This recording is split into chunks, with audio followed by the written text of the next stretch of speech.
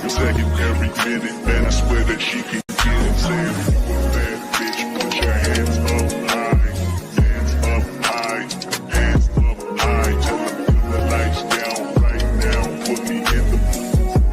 I'm talking about dark perfume, go, go. I recognize your fragrance, hold up, you ain't never gotta say shit, and I know your taste is a little bit, high maintenance, everybody else basic, you live life on an everyday basis, with poetic justice, poetic justice. If I told you that a flower bloomed in a dark room, would you trust it? I mean, I write poems in these songs, dedicated to you, and you're in the mood for empathy, there's blood in my pen, better yet with your friends and them, I really wanna know you all, I really wanna show you off. Pour up plenty of champagne, cold nights when you curse this name. You called up your girlfriends and y'all curled in that little bitty range. I heard that she wanna go and party, she wanna go and party. Nigga don't approach her with that Atari, nigga that ain't good game, homie, sorry. They say conversation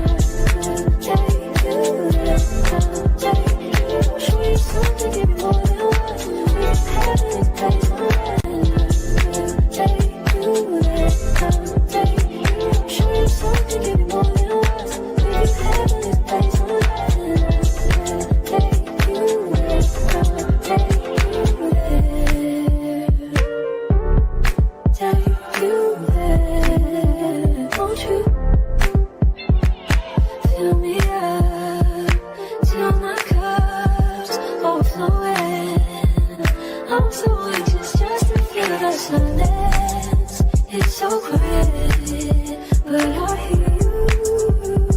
Saying to me, baby, said our time we're making up time. The times you wasn't really waking up. Now you never said I couldn't miss you touch. I needed you, I needed you. Needed you, this is what's up for me. I was just alone with you. So come close, won't you? Won't you?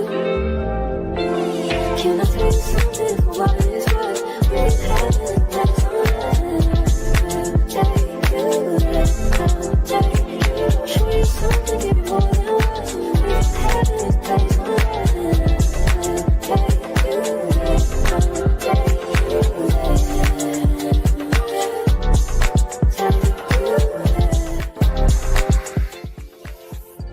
please be done. Please be nothing to me. I want you to give to me, yeah. Please be done. Please be nothing to me, yeah. I want you to give to me, yeah.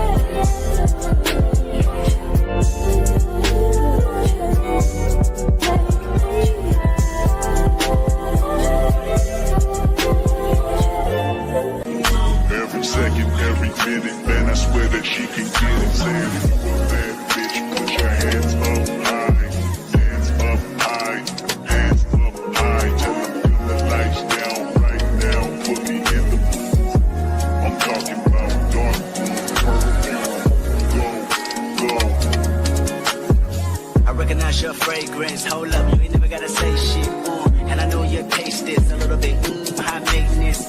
Everybody else basic. You live life on an everyday basis with poetic justice. Poetic justice. If I told you that a flower bloomed in a dark room, would you trust it? I mean, I write poems in these songs dedicated to you when you're in the mood for empathy. There's blood in my pen. Better yet with your friends and them. I really wanna know you all. I really wanna show you off. Fuck not, pour up plenty of champagne. Cold nights when you curse this name. You called up your girlfriends and your girl in that little bitty range. I heard that she wanna go and party. She wanna go and party. Nigga don't approach her with that Atari. Nigga that ain't good game home is sorry. They say conversation rule the nation. I can tell, but I could never right my wrongs unless I write it down for real. P.S. You can get it, you can get it, you can get it.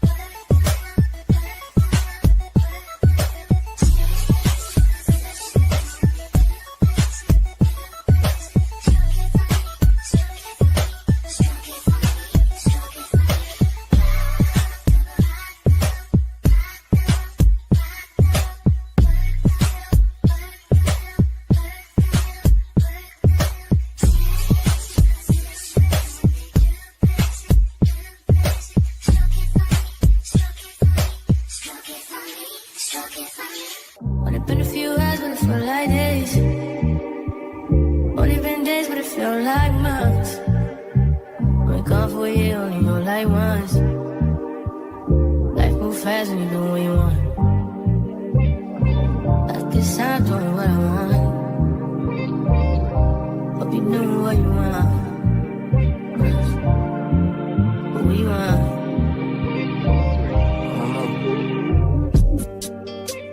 My new bitch look like Tyler Perry, but she don't love me, she too scary. My old bitch fun like Jackie Brown. I wanna know but she too down. Will you be my leading lady? I want a contract, yeah, no maybe. In the meantime, Guess I'm doing what I want. just some me time. Hope you do what you want. Crib by the beach like Odell. No, I'm all my killers don't tell. Shadow my mom cause I knew you off the shelf. Now my bitch is to Chanel. Will you be my leading lady? I want a contract, get a little maybe. In the meantime, Guess I'm doing what I want. get some me time. Hope you do what you want. But it's been a few hours, but it feel like days. Only been days, but it feel like months. Been gone for a year, only go like once. Life move fast and you do what you want. In the meantime, Guess I'm doing what I want. get some me time. You do what you want. In the meantime, Guess I'm doing what I want. get some me time. You do what you want. Maybe I don't love myself, I don't know. Leave me here, I'll fuck myself. See me in the mirror, I duck myself. Don't need much, so fuck my wealth. I need you in the morning, but I need you now. Yeah, I know why I give you all you need. I know what you like. I feel it coming. Tell me something, yes. I try to keep you, and I need some lessons. I need to give it up. I try to live, but I can't. I don't know why I got the wall. Drop me out of my mind. Don't need no other body. Don't need no other body. Only you feel on my body. Only you feel on my body.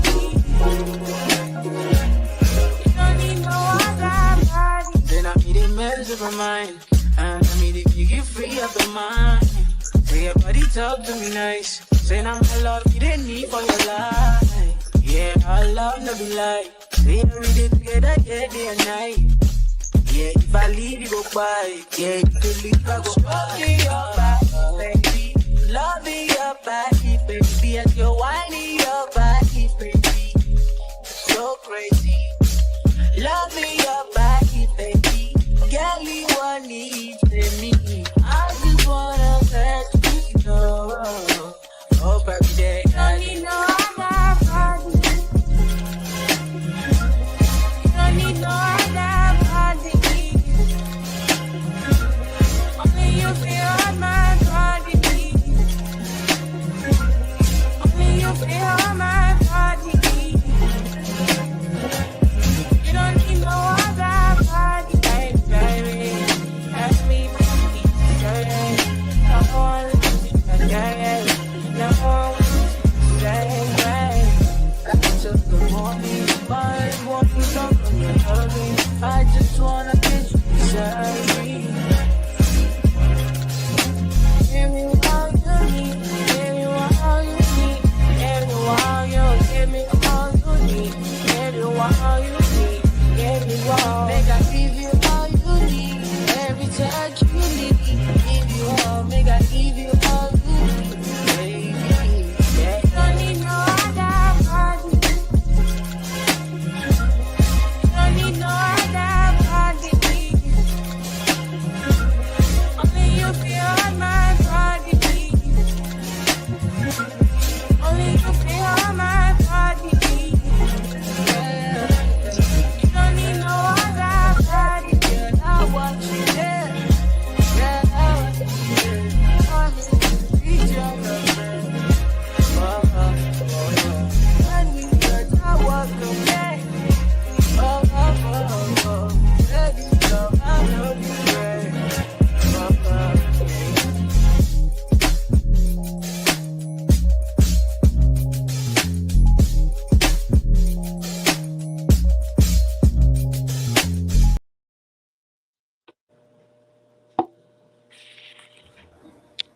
Good morning. Good morning. Hey, cute, cute.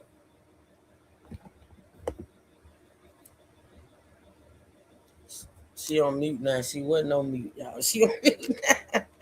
How y'all doing? Y'all come on in. Happy Saturday morning. It's a shame we got to be in court here on a Saturday, but this is breaking news, ain't it? How y'all doing? Come on in. Come on in. Hey, baby Candy.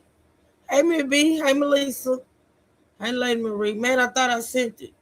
I actually know I sent it because the first time I sent it, it was blank according to Keep It Cute. So I resent it. Did you check the Real Man TV email? Cause I know you want to talk about this. I know you want to talk about it. Let's talk about it. Let's talk about it. Y'all come on in. It is a beautiful Saturday morning, even though it's cold and I don't even think the sun is shining. But I am in my room with the black guy curtain, so I never get sun in this room. How y'all doing? How was y'all night? Hey, Mama T. Y'all come on in here and talk to your girl. Talk to your girl. I saw them little sleep comments in the chat too, but I'm gonna act like I did. Uh, Miss B and Melissa. Hello. Hello, how you doing? How you doing? Girl, I'm good. Is my why my volume ain't going up and stuff? Hold on. I ain't got ten. Hold on. How you doing this morning, honey? Girl, I'm tired. I've been out trying to hurry up and do what I had to do before this snow hit. And as soon as I got home, it started snowing. Did you get everything you need? Mm-hmm.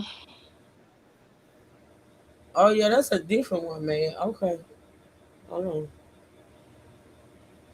Man, how many emails you got? Hello, You like me? everyone's in the chat. Hello, hello, hello, hello. Melissa, don't worry about my night.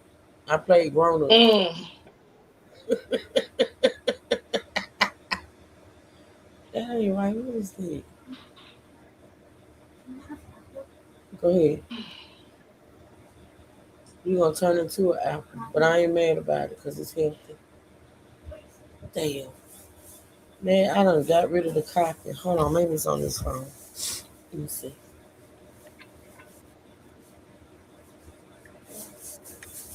So you tired, girl, already, and it's just 10 o'clock in the morning. Hmm. I say you already tired. It's just 10 o'clock in the morning. Uh, it's 11:43 where I'm at. Oh So. damn.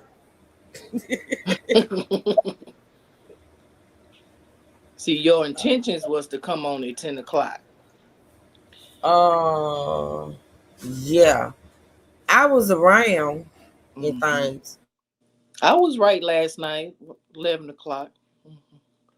10:30, 11. Damn, you did say that, did you? Maybe you put a curse on me. No, don't do that. Maybe Don't do that. that's why it happened. Uh You huh. better I be think glad the that clown ain't around. Because he already know too. you're right. We all know that you on CP time. So it is what it is. Embrace it. The truth hurts. Accept it. All these years, y'all ought to know me by now. I know it. I know when I set a line for like 9, y'all just know it's gonna be 10 We or already something. know. Well, that's what I'm saying. We already know. We got time to go. Listen, we got time to go wash our ass, go fix us something to eat, go it be fix all us a drink. it be all about my intentions though. That's what Mm-hmm. counts. My intentions. Mm-hmm. I'm trying to wait for Meg to come up because I'm gonna play this little short before I actually get started with this shit. This motherfucker catastrophe, and I wanna get his take on what this man said in this short. Cause for some reason, when I listened to this short about this whole situation, it kind of hit me hard. It kind of hit me in a different way. So I Mm-hmm. want to see what man got to say about it, about everything that's going on. Cause see, this go deep. See, I'm when we start, interested to know what's all going on from beginning to end. Yeah. oh, we're gonna get into it. So, but then let me say this: we first heard this. our first thing that we probably resonated with was the fact that this man cheated on his wife with another woman, and they went over Mm-hmm. there and back to the food. But to be honest, listening to some of these clips, it goes deeper than that. And I can guarantee you, man, gonna agree with me on that part. It goes deeper. It goes deeper to the fact that they said that this man, the girl out of the man, because the team wanted him gone. I'm talking about it's some things going on and being said about this. Hey man, You know, I don't know what's going on, but he still shouldn't have involved himself with anybody outside his marriage, and this is what happens. absolutely, absolutely. This is what So you happens. can't cry. You can't cry. I was set up. I was set up when you took the bait. Yep. You just gotta own it. Just own it. You fell for the banana in the tailpipe. Mm-hmm. Man Hey, on Matt. mute. I think actually he's not. We can't hear you, man, if you're talking because you can't hear you. Mic check, mic check. There we go. Okay, I got everything unhooked over here. Trying to catch up, trying to get the stream started. Y'all just go with the flow. I don't know too much about the case, but the dude sounds guilty. You mean tell me you ain't researched this? No, I'm not really interested in football, man. These dudes You is said full of a what the bunch of dude fags sound. nowadays. You said what the dude sound guilty. And these football players are gay nowadays. I don't watch none of that It's stuff. not a football player, it's a coach, man. I'm gonna need you to get it together. Well, it starts at the coaching. Well, what being gay got to do with what we talking about today? Here you go with this bullshit. Man, I'm hardcore. Football players with teeth missing. All kind of stuff, man. These dudes here just too sensitive for me. My God, today, man said yeah, all the football players gay. What? Gay ain't got nothing to do with this particular story. Good morning, They Trey. they're a little bit too sensitive and friendly to be football players is what I'm trying to say. They ain't gay, but I just don't like this generation of football. Oh wow. Okay, that's interesting. That's interesting. I had asked my daughter and her boyfriend, the kids had came right here, and I had asked her. I asked her boyfriend. I said, "What you think about this old Michigan coach or whatever? Don't fuck this life up." He was like, "Shit, I don't care nothing about it, cause I'm an Ohio fan anyway." Damn. He said I don't give a damn. he said he said something else. He had me laugh. Trey said I watch football and there's no openly gay players. They don't be openly gay when they be playing football and stuff. They be on the DL. Those the I ain't DL talking. brothers. I ain't talking about like that. It's just too friendly. Football and basketball. These guys out here just hugging each other before games, after games. We didn't see all that coming up. You know what I'm saying? You for the other team, you the enemy, you the op until the season ends. You know what I'm saying? It's just this these athletes suck. Mm. Well, all right then. Well, baby, let me tell you something. Speaking of sucking, um, so No diddy. before no did it. Before I get into excuse me, y'all, before I get into our trusted Court TV and the video they put out about this whole thing, Moneyboy said, "Sir, they make 60 million a year. I'll be happy and friendly too."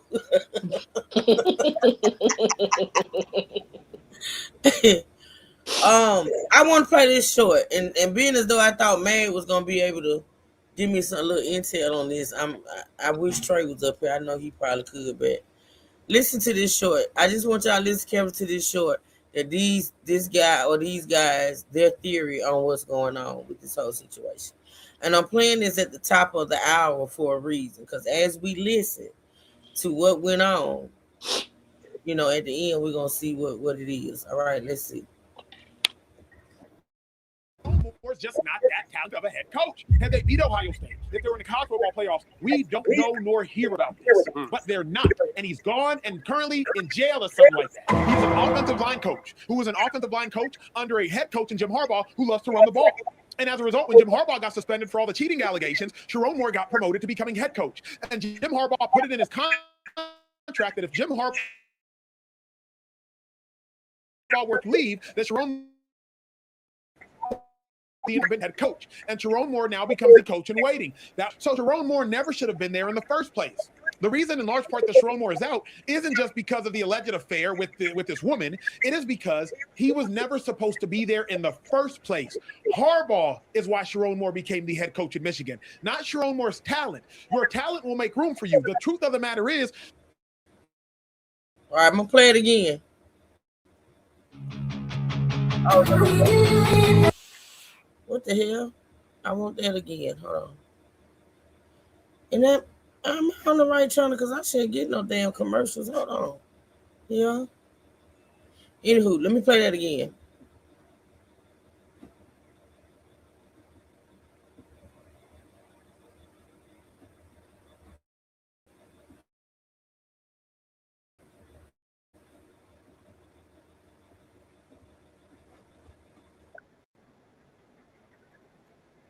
That's not what I want. I want the one before that. What are we doing here?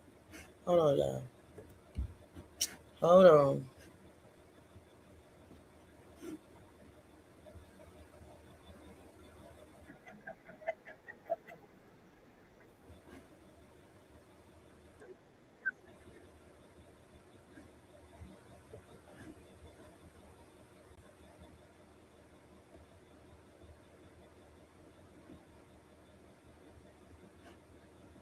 I'm gonna play this one more time. Y'all listen carefully to what he's saying.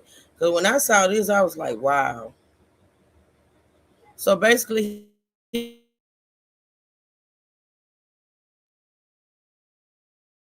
became the head coach by default. I didn't know that. Sharon Moore's just not that talented of a head coach. Had they beat Ohio about this, but they're not. And he's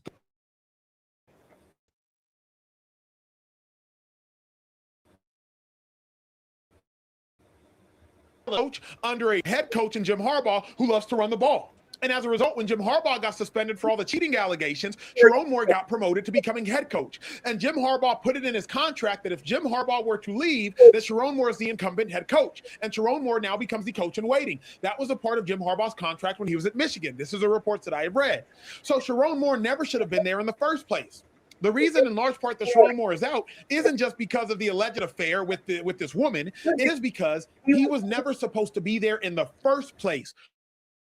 Harbaugh is why Sharon Moore became the head coach in Michigan, not Sharon Moore's talent. Your talent will make room for you. The truth of the matter is.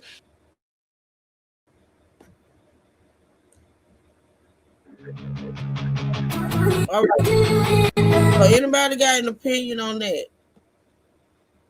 On what this guy just said? But damn, he was there not for his talent by default. Okay, well, that's what this guy seemed to think. I didn't know. I don't know what type of coach he is or was. I know did they lose to Ohio State? I think that was supposed to have been a big game or whatever. I don't know. I'm not really into Michigan like that. But I know it's been a whole lot of. What was his occupation? Former University of Michigan. Hold on, and then it's been. Huh? What was his occupation prior to becoming head coach? What'd you say? Assistant coach. I think he was the offense coach or something like that. Okay. The offensive coach or something like that. The Harbaugh guy, the one who left and he took his place. He was under him. So basically what this guy is saying is, I don't know, my internet has been tripping for the last couple of days. I hate this shit. Because I listened back to some of my live last night and I ain't like the way it sounds, but I can't do nothing about this shit. But anywho, so go in and out sometimes. Basically he's saying that because that other guy, yeah, I see that. I see the buffering. It's getting on my nerves. But basically the other guy, the other coach before him, got fired due to some type of scandal. And then because he got gone, then this guy stepped up as head coach. And ironically, look at what he go. But see, that whole shit with the other coach, I ain't heard nothing about that. Maybe I should look that up. Because see, they're making a whole big deal out of this one right here. So Well, the why ain't the other other coach that guy? got fired, what was he, white or black? He was white. He was an older white man. Well, that's why you didn't hear nothing. Go ahead. Well, I'm gonna research it and see because I'm gonna research it and see what went on with him and his scandal. Cause maybe his scandal was out there like that when it happened, but I just wasn't paying attention. But I'm gonna show see, cause this is Mm-hmm. something else. But anywho, we're gonna go over to Trusty Court TV, y'all. We're not gonna be long on this live right here, but I did want to introduce it because I know it's gonna be an ongoing thing, and we're gonna be covering it. Money Boy said he fucked up an opportunity of a lifetime. So yeah, so Money Boy, what happened with the coach before him, Doc? What is it? I think that's how you pronounce his name, Harbor or something like that. What happened with him and his scandal and the reason why he was fired? Put it in the chat if you he was having relationship issues. Maybe he said, that Trey don't need get to you come up fired. Just here having and explain a lot of stuff because it seemed like he knows a little bit about what's Trey going on. Trey on vacation. He might Yeah, come up and he on vacation. he always do Um, it's Harbor or something like that. But Hardball. relationship issues don't get you fired. It had to be something else besides just relationship issues. Now, come on, it gotta be something more than that. And I wish I had. I'm gonna research it so when we come back we can talk about it. But I just know it went. I just wonder if it was made a big deal like this guy's shit. And I guess because he got arrested along with being fired. Now, Miss B, if that other guy before him got fired due to inappropriate relationship, for him to go behind him and do the same thing, I told y'all men slow. I told y'all that shit. Like Monkey see, monkey do shit. I told y'all men are slow. Them bastards, they He probably just thought oh he my could do god, it better. baby, a sub, I ain't gonna get cold. or maybe he was already in a relationship. I don't know. I don't know how long him and that woman has been fooling around. So I guess we'll find out. Let's listen to Court TV, honey, because this is a whole hot mess.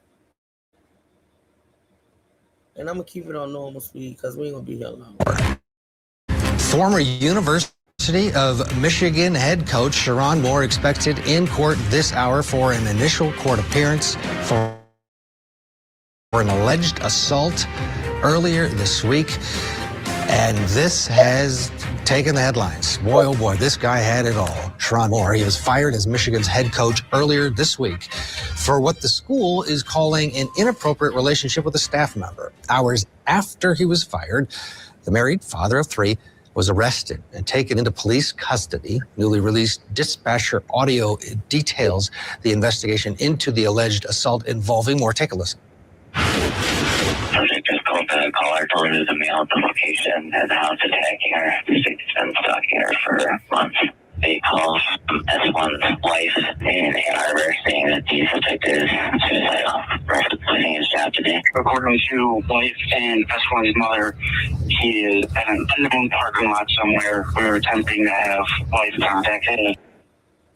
The Associated Press is reporting that the charging documents I didn't understand that phone call. That was weird. Let's go back a little bit. it details the investigation into the alleged assault involving Moore. Take a listen. Subject just called the caller, told her the mail at the location and the house attacking her. She's been stalking her for months. They call S1's wife in Ann Arbor saying that the subject is suicidal, losing his job today. According to wife and S1's mother, he is at an unknown parking lot somewhere. We were attempting to have wife contact him.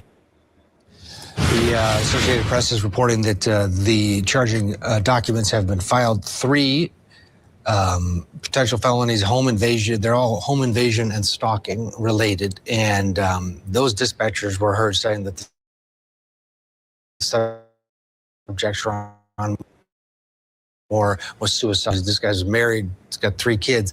He was at one point with his wife, she was so concerned because he left apparently with some knives that he was suicidal. She called authorities. This was a Men don't kill themselves with knives. He wasn't finna kill himself. I mean, they may. I don't know. But he left with a knife.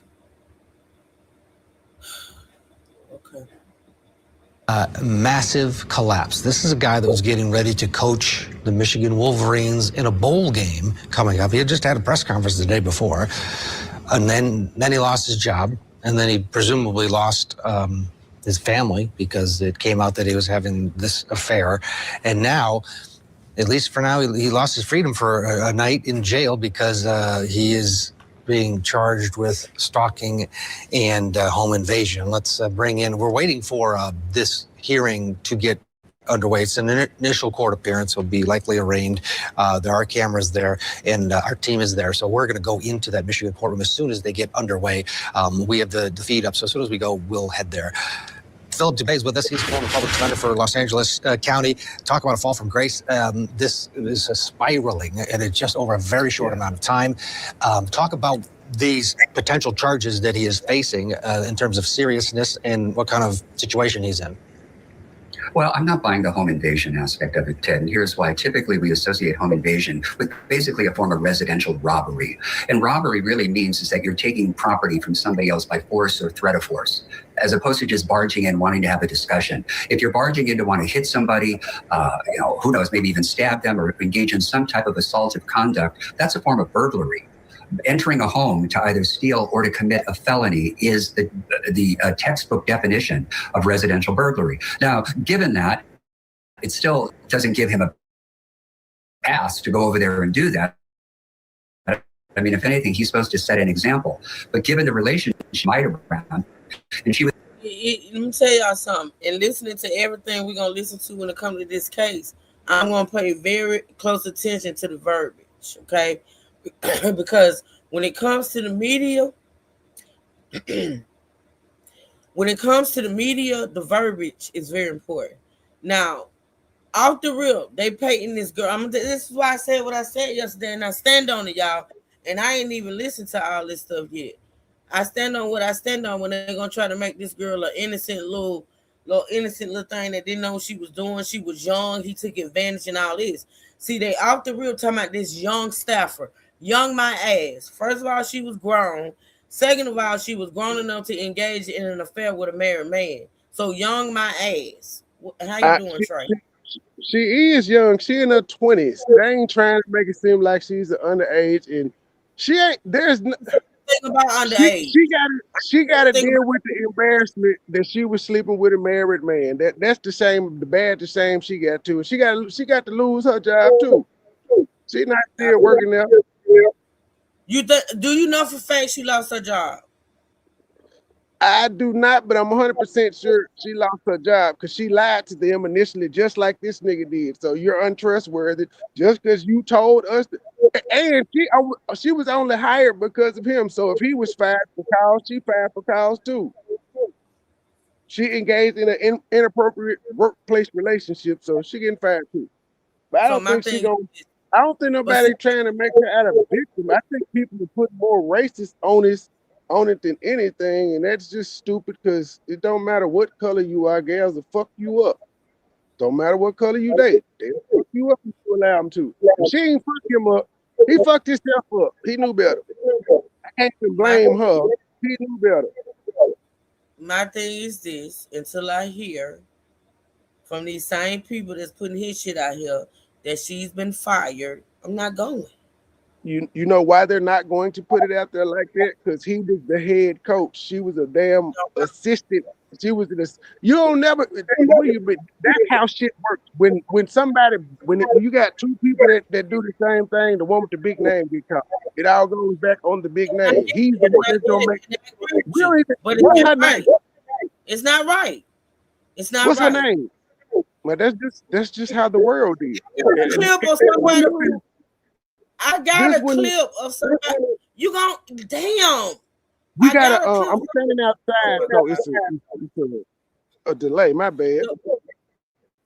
That's okay, but I got a clip. I think of somebody who put her out here. I'm not sure it's authentic or not, but we're gonna listen to where they pretty much. I think they got a picture of her too. Yeah, I'm sure somebody from the football program, whether it's a player, another coach, but somebody know who she is and they didn't put it out. But when we hear her They all name, we're gonna be like, oh, we'll be like, oh, they who is all that? they all know who she is because for the I got a clip of some other people talking about it who said this been going on for months. They been the coaches that they been knew what was going on. They did a so-called investigation. It was thrown out because they both denied it, but the play they still knew something was up with it. They knew that they was fooling around and just couldn't prove it. Yeah, the school was willing to bypass this shit as long as they were still winning. As long as she didn't come forward, the school was willing to deny this. They was willing to turn their head. No, the school is good. They got motherfucking private investigators, so they 100% for a fact knew. They just didn't care until she came and told. Now, when she blow the whistle, it's a whole different thing because they were still complicit in it at first. Mm. All right, let's listen.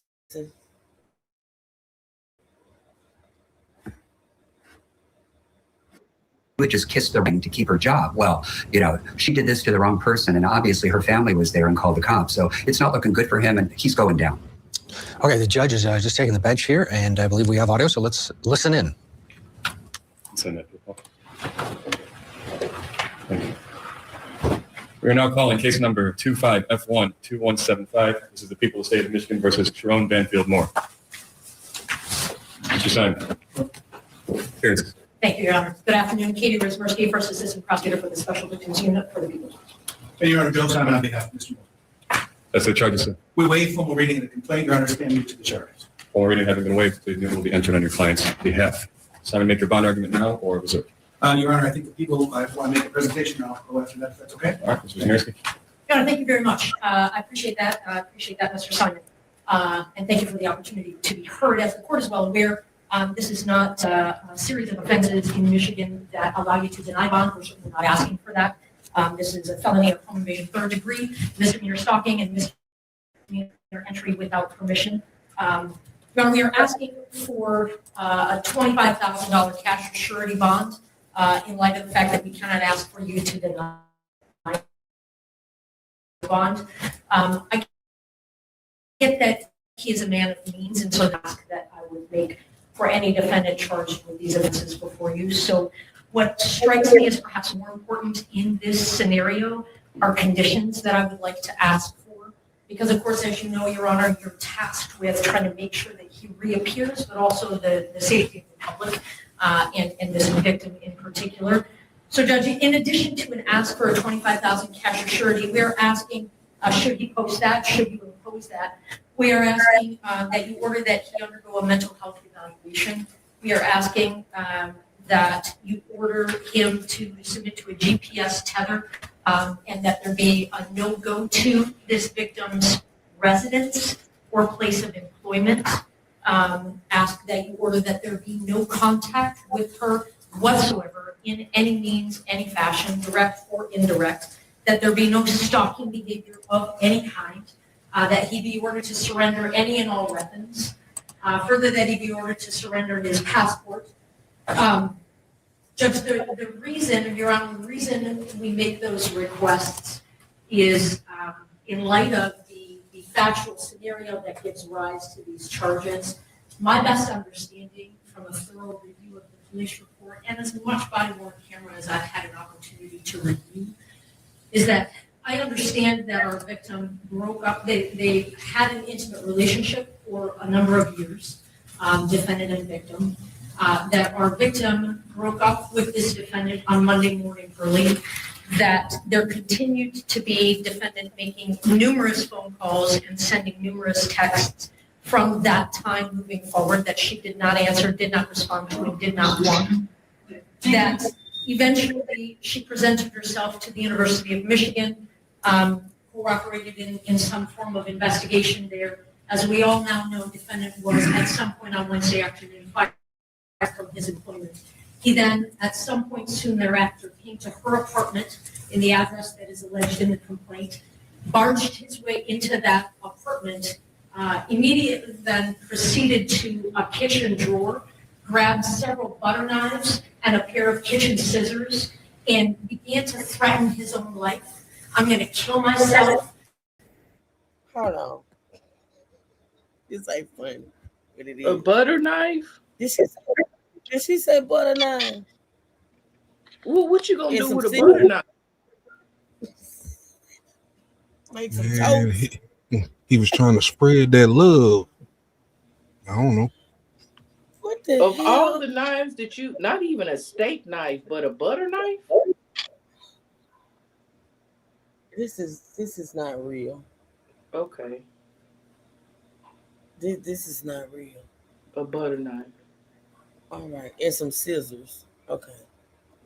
I'm going to make you watch. My blood is on your immediately then proceeded to a kitchen drawer, grabbed several butter knives and a pair of kitchen scissors, and began to threaten his own life.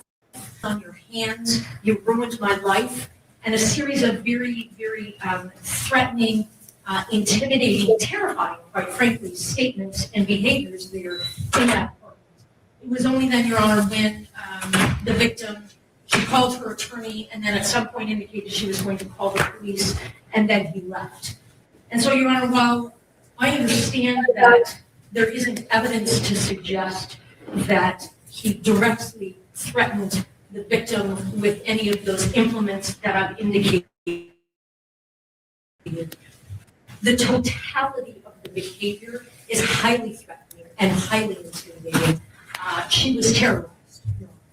And in light of the totality of all of those circumstances, we consider the defendant to be a risk to public safety, a risk to this victim, and it's for those reasons that we are asking for those specific conditions. I am more than happy to answer any other questions that the court may have or give you further information. I appreciate the opportunity. Thank you, Judge. Assignment is bond. Your Honor, let me start at the end with the Lynch. In terms of risk to public safety, my client's 39 years old with zero prior criminal history, zero prior contact with the criminal justice system in any fashion. The threat to public safety argument by these charges, maybe that's the point, but there's no evidence to suggest that he's a threat to the public safety.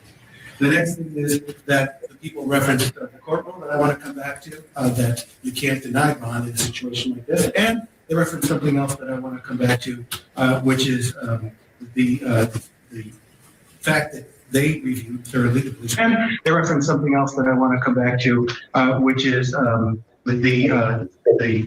fact that they reviewed thoroughly the police report and they reviewed thoroughly the body cam. I've had none of that opportunity.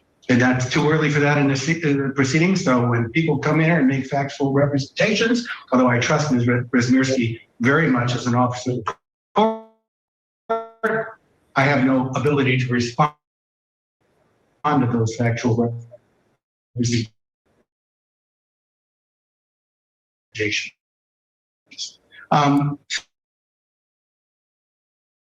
So here's what I'm going to ask the court. To the public or danger to the complainant. That is why monetary components are requested, but there are other measures to address them. For example, the request for a GPS tether, that was an expected request. My client will gladly comply with that request. The second thing is my client having no contact, section to that order, and my client would be at his own peril if he were to violate that. His bond would be summarily revoked. In terms of surrendering the transport or passport, Your Honor, there's no really indication that he is a flight risk.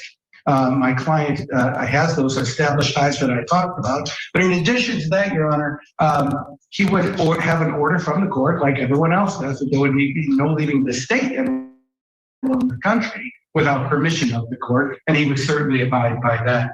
Your Honor, with respect to the request for a mental health evaluation, I will represent a few things that are my understanding, again, without being privileged to have reviewed discovery yet. My understanding is that following his arrest, my client was taken to the St. Joseph Mercy Health System for an evaluation, a mental health evaluation. My understanding is following that evaluation, he was not turned over for a commitment, but instead turned back over to law enforcement for lodging. That's where he's been in Washington County Jail since. I can also tell the court that the community mental health department saw my client yesterday for an evaluation as well without any further recommendation. If you make that a condition of bond, I can tell the court that he goes to a mental health evaluation. He will absolutely comply and follow any aftercare recommendation. Lastly, Your Honor, with respect to the bond amount. I forgot to tell you about what he has.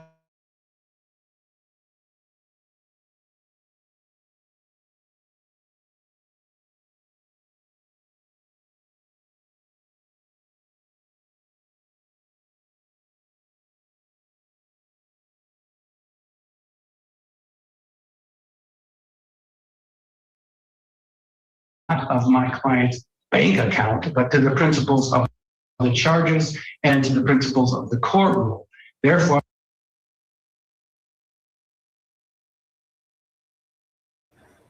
I know y'all missed some of that because it went out.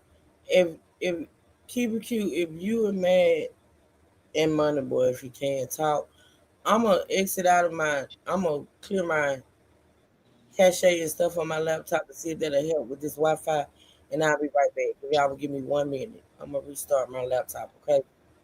I thought it was my computer at first. I was about to hit this sucker. I'm tired of this It's thing. me. Yeah, it's me. I'll be right back. Y'all take over for me for a minute, okay? Man, I'm still stuck on all the knives in the kitchen. You gonna grab not one but several butter knives. Butter knives. He a football coach. Why you need a knife anyway? You should be able to rip her apart with your bare hands. If I plan on doing something, I'm not gonna grab. At least you could have grabbed a steak knife, but a butter knife. Hey, a butter knife. I don't seen people get stabbed with butter knives before. Even a spoon. Yeah, you gotta put a lot more pressure with a butter knife. See, at least a steak knife, it got that point to it. I don't know. A I butter don't knife know. would have been the last thing I would have grabbed, A to be butter knife honest. a butter knife would do more damage on penetration though. Well, it'll hurt more. A steak knife you barely gonna feel until afterwards. But yeah, to penetrate a butter knife, you have to put more pressure on. You know what I'm saying? A butter knife. Come on, man. So at the beginning, they were saying this guy's a DEI coach. I guess. This guy didn't qualify for the job. Well, I just thought about something too, Truth. Oh, my bad, she gone. But Truth said they're gonna try to make her out to be a victim, and I forgot all about it. Well, she ain't a victim of the cheating. She's the victim of this nigga threatening to kill her and putting a gun to her neck. Yeah. All this shit would have blown over had he just lost his job like a man and moved on. He went too goddamn far. I agree. No, but if he's married and stuff, she shouldn't have put herself in that position. I That's mean, for fine. real. We talking about the criminal charges. For all the other shit is okay. There's two people cheating. He would have had to deal with his wife. The mistress ain't got to deal with the wife. He got to deal with his wife. He got to deal with the lost his job. She got to deal off her job. Everybody moves the fuck on. This shit is forgotten about in 3-4 months. But instead, man, this he nigga went had more to and dog lose than way she before did. Say that again. The coach had more to lose than the chick did, the side piece or whatever you want to call her. He had more to lose than she did. Absolutely, because he could have had that job for 5 to 10 years, if not longer. He was the first black coach ever there. He was 39, and he wasn't really supposed to have a damn job. He could have pimped that job. Mm-hmm. I don't feel sorry for him. And it had, and as And far he as, could have lost his marriage and still could lose his marriage. mm-hmm, I don't feel sorry for him. I don't care if the woman was white, Hispanic, black, or whatever. He put his own situation in jeopardy. That's Yeah, the way color I look has at it. nothing to do with it. He just made whatever happened between them. She got mad and she decided to fuck his shit up. If she Mm-hmm. would have been, if it had been a black girl the same age and the exact same thing happened, it would be the same Mm-hmm. outcome. She would have fucked his shit up. Yep.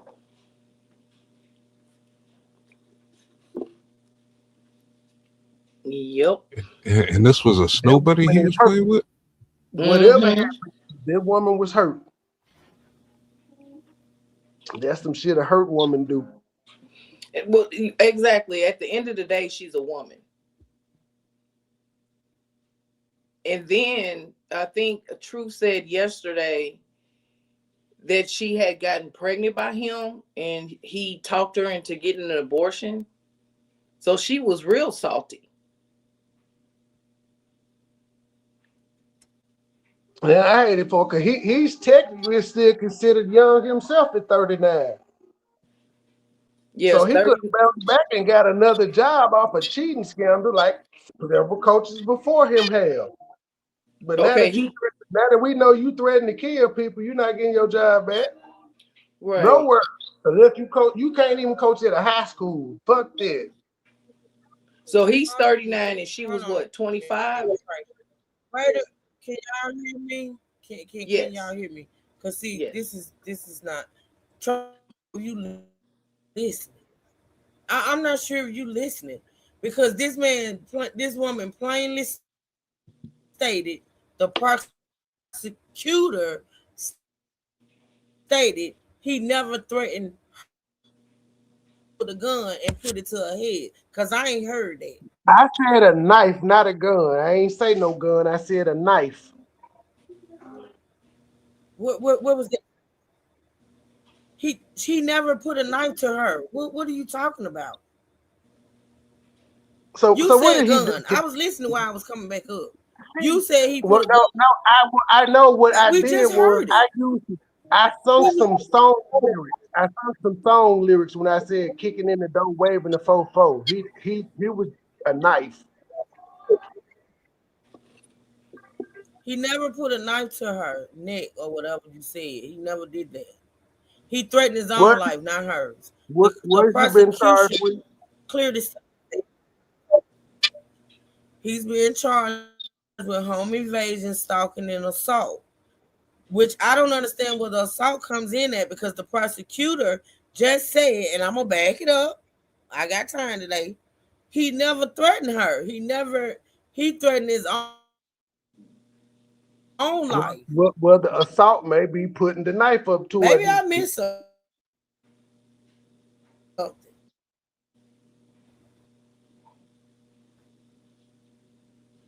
And in some places, making a threat is considered assault. Mm-hmm. See, I don't know why my So shit Truth, is you going in and out. Yeah, hey, I thought True, that was me. I thought it was me. hey, It's True Money true. It's Boy. not you.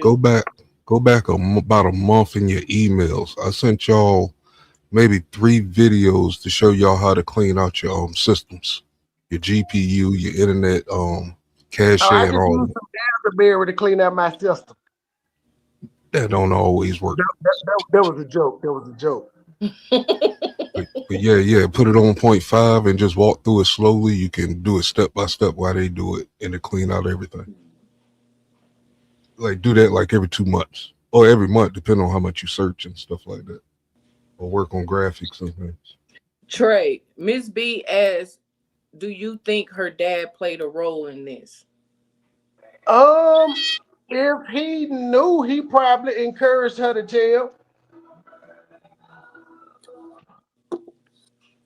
But ultimately, I'm not blaming nobody but them two people involved in this. Truth said, or who I think it was either you or him. He was the one that had everything to lose in this situation, so he should have made Absolutely. better decision making. Absolutely. I don't feel sorry for neither one of them, to be honest. Like the cheating isn't even a big deal. I think that's secondary to the court proceedings that we're hearing about. Yeah, I think he made it worse by going to her house and making threats or doing whatever. He made the Kicking situation the worse. burglar is kicking in the door. Mm-hmm. And normally, if you're willing to kick in the door, then there's some cussing going on. So maybe the assault charge may actually be some threats. But initially, when they were doing all the reporting, they said he put a knife to her neck, and that was when they were talking about how the police from both sides were coming and stuff. So maybe they didn't change it up. And no, I wasn't listening all the way through because I was in and out, in But you and know out. what? He better be lucky that she didn't have a gun, because when he bust down her door, Thank you you. don't, man, let me tell you, bust down my door and see what happens. Justifiable homicide. Hmm. I wonder, did he hit the famous line when he kicked in the door? What was that? I'm gonna kill you, I'm bitch. going. Yes, brother. Mm-hmm. Mm-hmm. Yeah, that may be why the assault charge is there. I'm gonna kill you, bitch. Yep. Well, he probably So did y'all say still that. not listening. Y'all still not listening when they say the lady say he never threatened her. Y'all still just gonna make some shit up. Hey, we got to make it Well, we got to interesting for the figure out people. what the assault is. So the assault, you saying he okay? So did he beat her up? Because if he said, I'm if finna you play. say he didn't kill her, First of all, and when you then knock down my door, I feel threatened right there.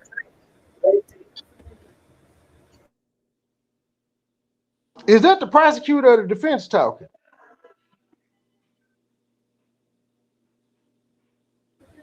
This the prosecution right here. I done bagged it all the way up because apparently everybody missed what this lady was saying. Don't give us no damn attitude, man. No, I'm not giving attitude. I'm giving if you can't make shit up. Like what are you doing? The lady just said some shit and you went totally against. You done brought a gun into the scenario. I This did lady not said bring the gun in she there said for the second time, woman. I sung song lyrics because I was being funny.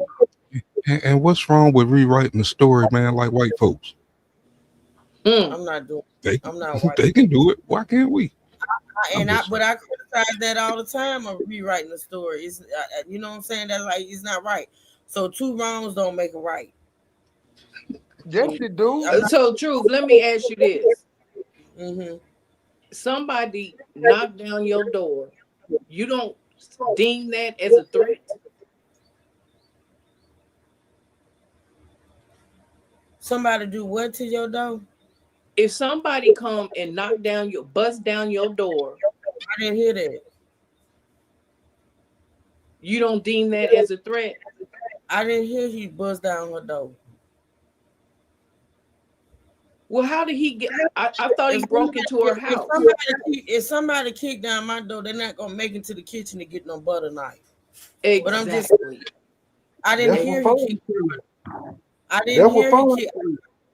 I heard he forced his way in, but I didn't hear he Oh, kicked down the door. true. Okay, forced his Forced way in. his way in, kicked his way in. She opened the door for the nigga to get in there. It's still, you don't deem He that threw as a his threat. shoulder into it. That's breaking. Actually, initially they said he was charged with breaking and entering. I take When that I as a threat. All I said was he didn't verbally threaten her. Now, yeah, I feel as though if you force your way into somebody's house, I absolutely think that a threat. That's what I'm gonna tell the police when I shoot a motherfucker. But what I'm saying is, this woman just said all I said was he didn't verbally threaten her, because that's what I heard that lady say. Even though he didn't verbally threaten her, you know what I'm saying? That's all I was going by. That's all I was trying to make a point of. Okay, he didn't verbally threaten her, but But he kicked in the his door. actions. But he kicked in the door. Hmm. Or no, forced his way in.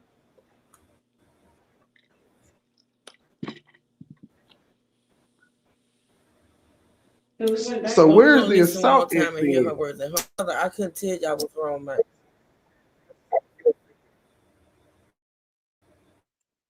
Hey, did you hear me when you went down? That's what I'm trying. All I know, this lady say he didn't what you call it? Let's listen. Let's listen Oh, you one more breaking time. up? You breaking up And I bad. got it on normal speed. So let's listen. Am I? Damn. Sort of, because I I'm thought you still was talking breaking about up. something else. A little bit,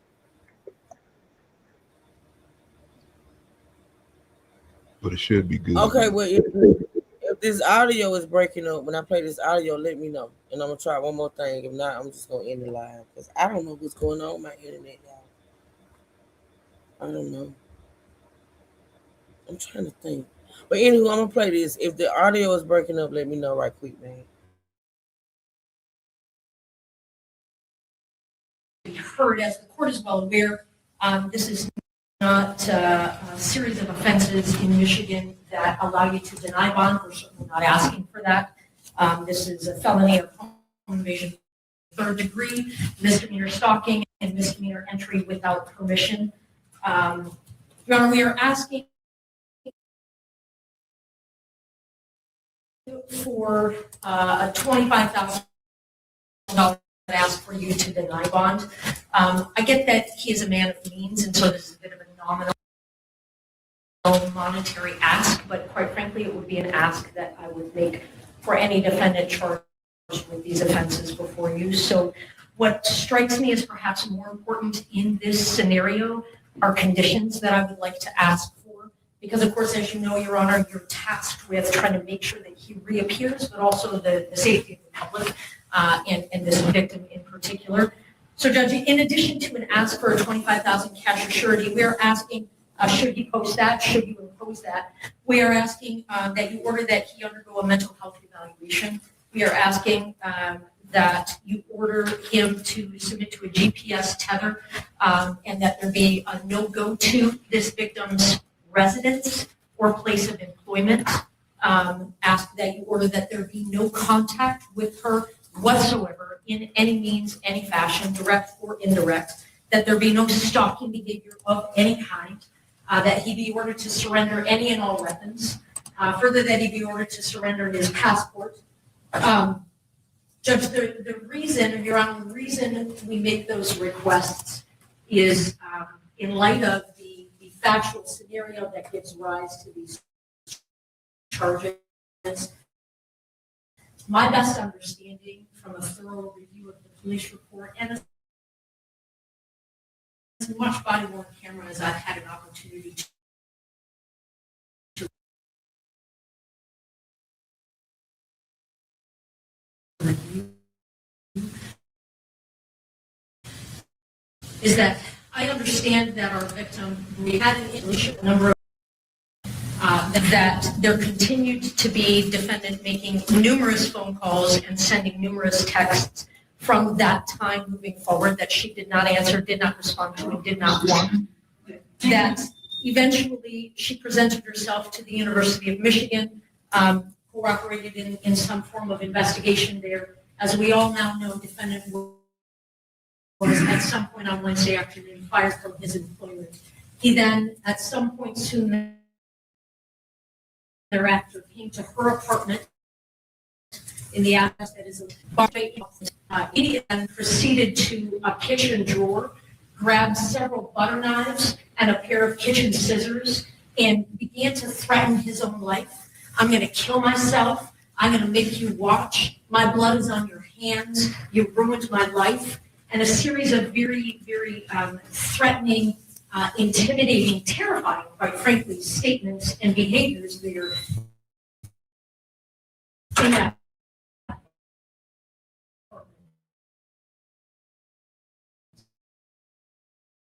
it was only then, Your Honor. And so, Your Honor, while I understand that there isn't evidence to suggest that he directly threatened that I've indicated, the totality of the behavior is highly threatening and highly intimidating. She was terrorized, Your Honor. And in light of the totality of all of those circumstances, we consider the defendant to be a risk to public safety, a risk to this victim, and it is for those reasons that we are asking for those specific conditions. I am more than happy to answer any other questions that the court may have, or give you further information. I appreciate the opportunity. Thank you, Judge. Assignment is bond. Your Honor, let me start at the end. All right, so did y'all hear what she said? The prosecutor. Everybody heard that? Yeah, she said, yeah, when she said it was cut out, but I got it to where she was like, well, there's no evidence to say he directly threatened her. The totality of the behavior is threat. Yeah, he crazy. And I feel like he wasn't trying to kill himself, no way. Not with a butter knife. I agree with what she said. He just wanted to terrorize her. Period. Yeah, He yeah. wasn't gonna kill her. Not with no damn butter knife. I don't give a fuck what nobody said. If that was man, come on, man. But maybe there was some sharp scissors. He did. She did say he grabbed some butter knife and some shears, some kitchen scissors. Yeah. Mm-hmm. Yeah. Man, come on. Shit If you ain't was funny. serious about killing yourself, you ain't grabbing nobody's butter knives. Listen, this shit ain't funny, but it is, because I'm just sitting here imagining this dude with a butter knife to his neck, throat, hand, wrist, or whatever, saying I'm gonna kill myself with a damn butter knife. Now maybe you can, bust an artery with a butter knife. I don't know. Maybe you can. Hell. I mean, you can break sooner or skin. later, yeah. Once you try to break the skin, yeah. Damn. All right, let's listen to the defense.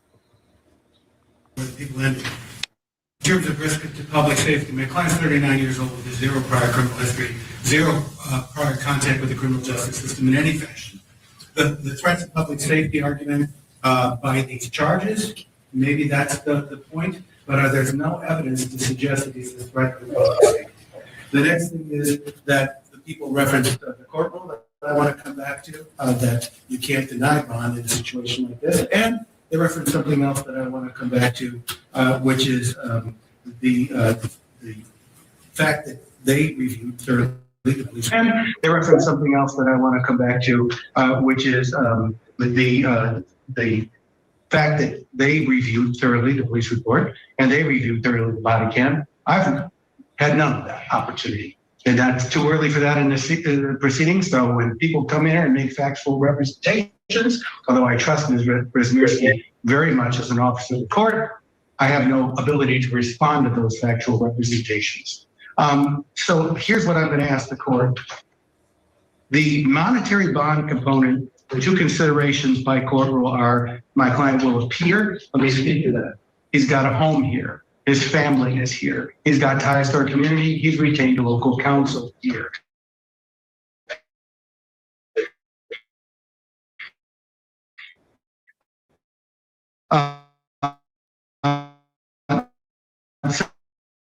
Second thing is that my client is not otherwise, but there are other, that was an expected request. My client will gladly comply with that request.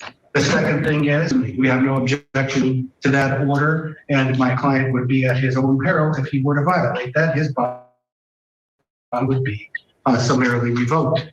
In terms of surrendering the transport or passport, Your Honor, there's no really indication that he is a flight risk. My client has those established ties that I talked about. But in addition to that, Your Honor, he would have an order from the court, like everyone else does, that there would be no leaving the state, and the country, without permission of the court, and he would certainly abide by that. Your Honor, with respect to the request for a mental health evaluation, I will represent a few things that are my understanding, again, without being privileged to have reviewed discovery yet. My understanding is that following his arrest, my client was taken to the St. Joseph Mercy Health System for an evaluation, a mental health evaluation. My understanding is following that evaluation, he was not turned over to for a commitment, but instead turned back over to law enforcement.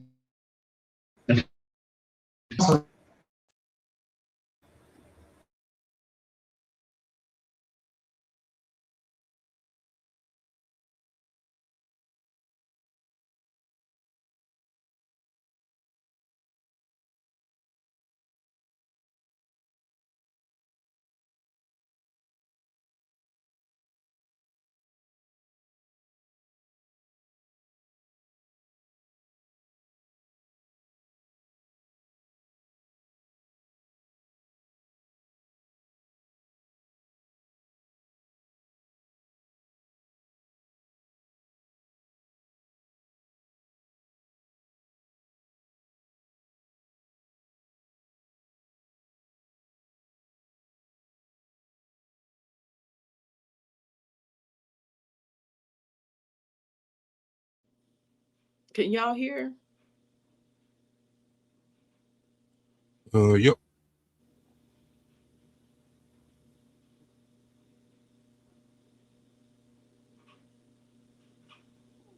I can't hear nothing. That sounds like good old Wi-Fi cutting up. I don't think it's the computer. Yeah, her Wi-Fi is messing up bad. She Mine might will want to be try here to Wednesday. cut her Wi-Fi off and reset it and cut it back on. Yeah, that seems to work for me lately. Until this Wednesday. Well, that's when my new shit come. I finally ordered it. You know, I'll be able to do a lot more. No cutting off in the middle of the slow jams and shit like that and shit. Just be able to roll.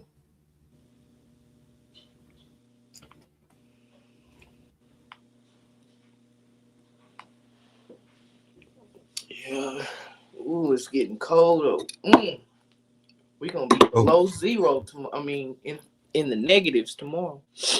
I saw that coming last month. I said this is gonna be a bad winter. Man. I'm over it. And we ain't even got started good. I'm so over it. Oh no, we almost through winter. We got about probably another month and a half, two. Shit. Not even that. January and February is treacherous. Oh shit. Not in the south. The end of January starts warming up a little bit. Depends on the pattern. Miss B, would y'all consider freezing?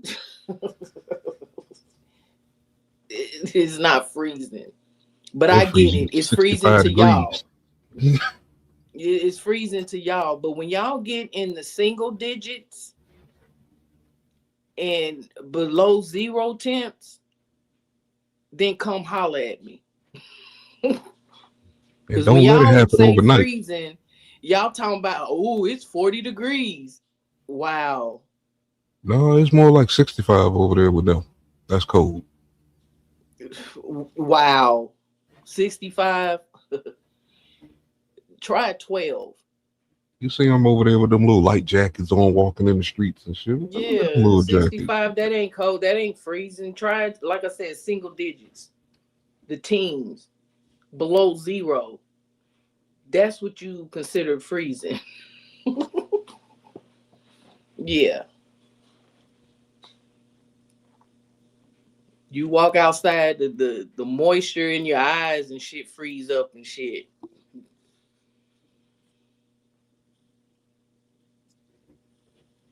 Yeah, Shoot, Melissa. Dude, they think 65 is freezing shit. 65 is not freezing. That is not freezing. That's a Yeah. good temperature. They wouldn't survive in our kind of temperatures. Mm-mm. Y'all got them negative. I ain't never. Ooh, a negative? What the hell? In single digits, even teens. You know what I'm saying? Yeah. Y'all be oh, it's cold. What's the temperature? 40. What? I think the lowest we probably seen was 7. Okay, y'all. I rebooted my Wi-Fi, so that don't work, and I keep messing up. I'm gonna have to get out of here and try to figure it out. I'm from Canada, and we are the OG when it comes to cold, and it's like this 6 months of the year. Here is negative 20. Damn. See Y'all that can have now that. that's freezing. That's freezing. Yeah. That's freezing. My God, Hell today. yeah. Baby, I don't think I'll leave the damn house. The hell, how do you survive in them type temperatures? Shit, you do what you Hey, gotta do. Stay your black ass in the people house. survived it.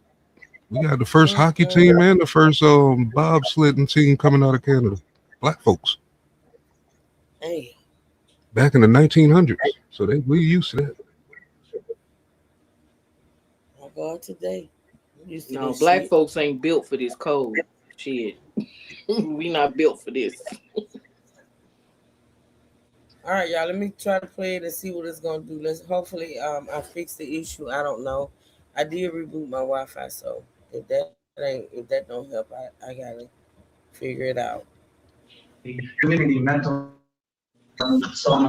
yesterday for an evaluation as well without any further recommendation. If you make that a condition of bond, I can tell the court that if there's a mental health evaluation, he will absolutely comply with all any aftercare recommendation.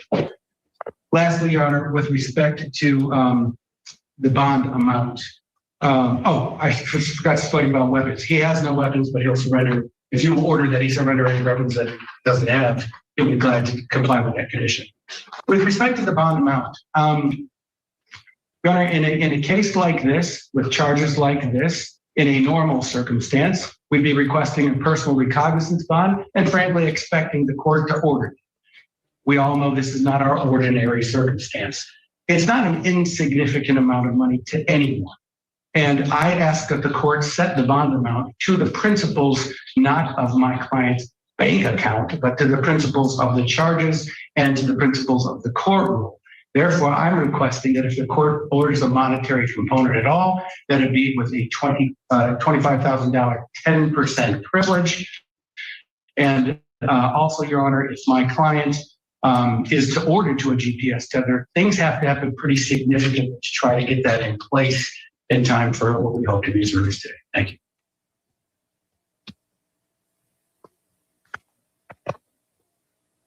Mr. Moore, could you state your name, please? Jerome Moore.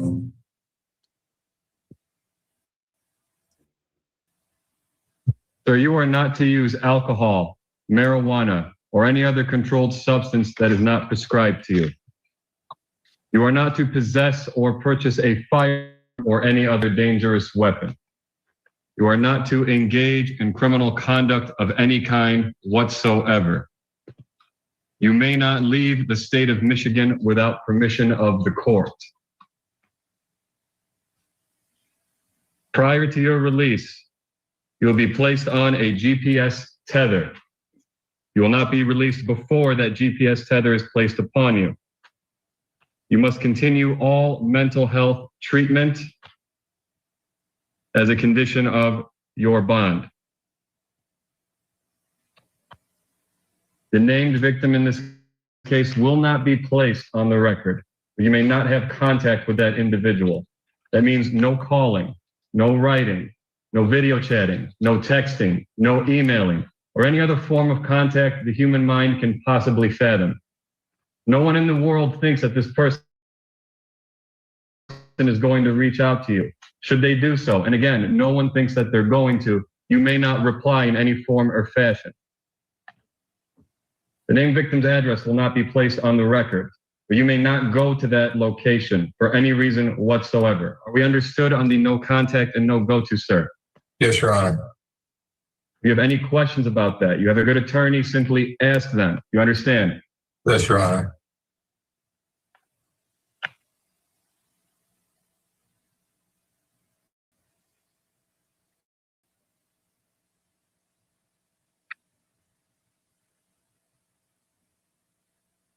Bond will be set in the amount of $25,000 cash surety, as requested by the prosecution's office. This court does not determine innocence or guilt. This court determines flight risk and community safety. The court finds with these conditions in place, it has been met. Mr. Simon, we are setting probable cause conference at this time for January 8th due to the holidays and scheduling. Is that a good court date for you? Your Honor, my client will waive his right to have that next court appearance within 14 days. I've discussed that with him. I also tried to coordinate calendars with Ms. Wisniewski. In support of that, I think we're both available on January 22nd, if the court would order that. And I'll add one more thing for the record in support of that. I understand there is continuing investigation. So in addition to the discovery I don't yet have, there may be even more. So it will be January 26th, 2020. 22nd, 15, 22nd, 23rd. January 22nd, then. January 22nd, 2026, 9 a.m., 14A1 District Court, Courtroom C. That will be in person. Sir, do not violate these bond conditions. Follow all orders of the court. Stay in contact with your lawyer. That concludes this hearing. Thank you very much.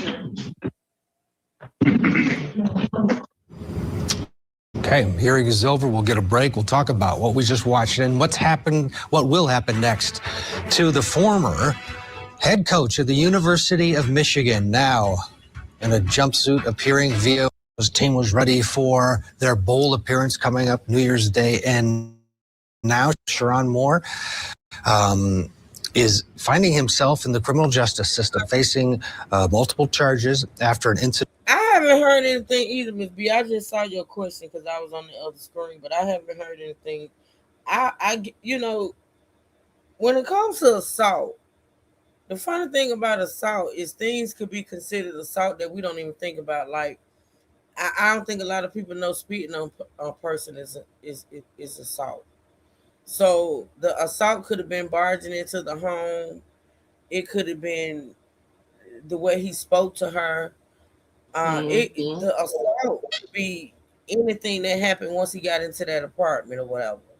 You know, so I haven't heard where he even laid a hand on her. But to be honest, when it comes to the law, you don't have to lay your hands on somebody to assault them. Right, because I take it you entering my home without my permission. Hey, I fear for my life. That's an assault to me because I don't know what you're gonna do. And that could be what they're considering assault. The fact that he forced his way, you know what I'm saying, into the house. So it could be, and I'm gonna try my best, and I'm sure somebody's gonna come out with it if I can't get it, to get the arrest report. I know there's body cam because they stated something about, you know, body cam in their hearing. So I don't know what the assault is. Maybe it was the threats that he made to his own life. Hell, at this point, I don't know. I don't think, because the guy that we listened to earlier was saying even the home invasion is a stretch. You know what I'm saying? So, like you said, with the law, is very finicky. It's very funny. You get what I'm saying? It's, I don't know. It's very, you know what I'm saying? What we consider assault and what the law considers assault are two different things. Yeah. At this point. You know what I'm saying? So I guess we'll find out. We will find out. That took place at a home, and according to the prosecution, it was the home of a person that he had had an intimate relationship for years, and it was she had recently broken. Yeah, that's what gets me. She's so young, she's so innocent, but they've been fucking for years. Actually, if he said 4 years, that means they was fucking before he became head coach. Absolutely. You know, I'm not finna be playing with these facts of the case. I'm not finna sit up Well, here. at this point, for years, y'all was in a relationship. Absolutely. 4 years. This ain't something that just started. This ain't something new. She been fucking that man for years. She was fucking him before he became head coach. Mm-hmm. What are you sorry about, man? What you talking about sorry? What you did? Man's always doing something. I'm off the topic with one of our subscribers here. So we were just in I'm a not little. paying that attention. I'm not paying that attention. I'm just praying and hoping and wishing that their Wi-Fi continue to act right. Yeah, did you get that last email I just sent? Yeah, and I'm gonna check it out as soon as I end it. But it's doing better so far.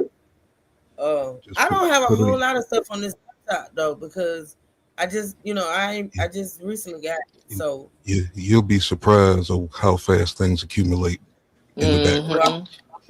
Well, I'm gonna definitely check that out. I ain't gonna lie, I'm gonna definitely check that out when I get off of here because I don't be Just going play it at 0.5 or 0.1 and just follow it step by step. It's very easy. Y'all know I be getting real agitated when my shit go to the sound ain't right and shit. I get real agitated. All right, let's listen. After him, I think we're gonna listen to.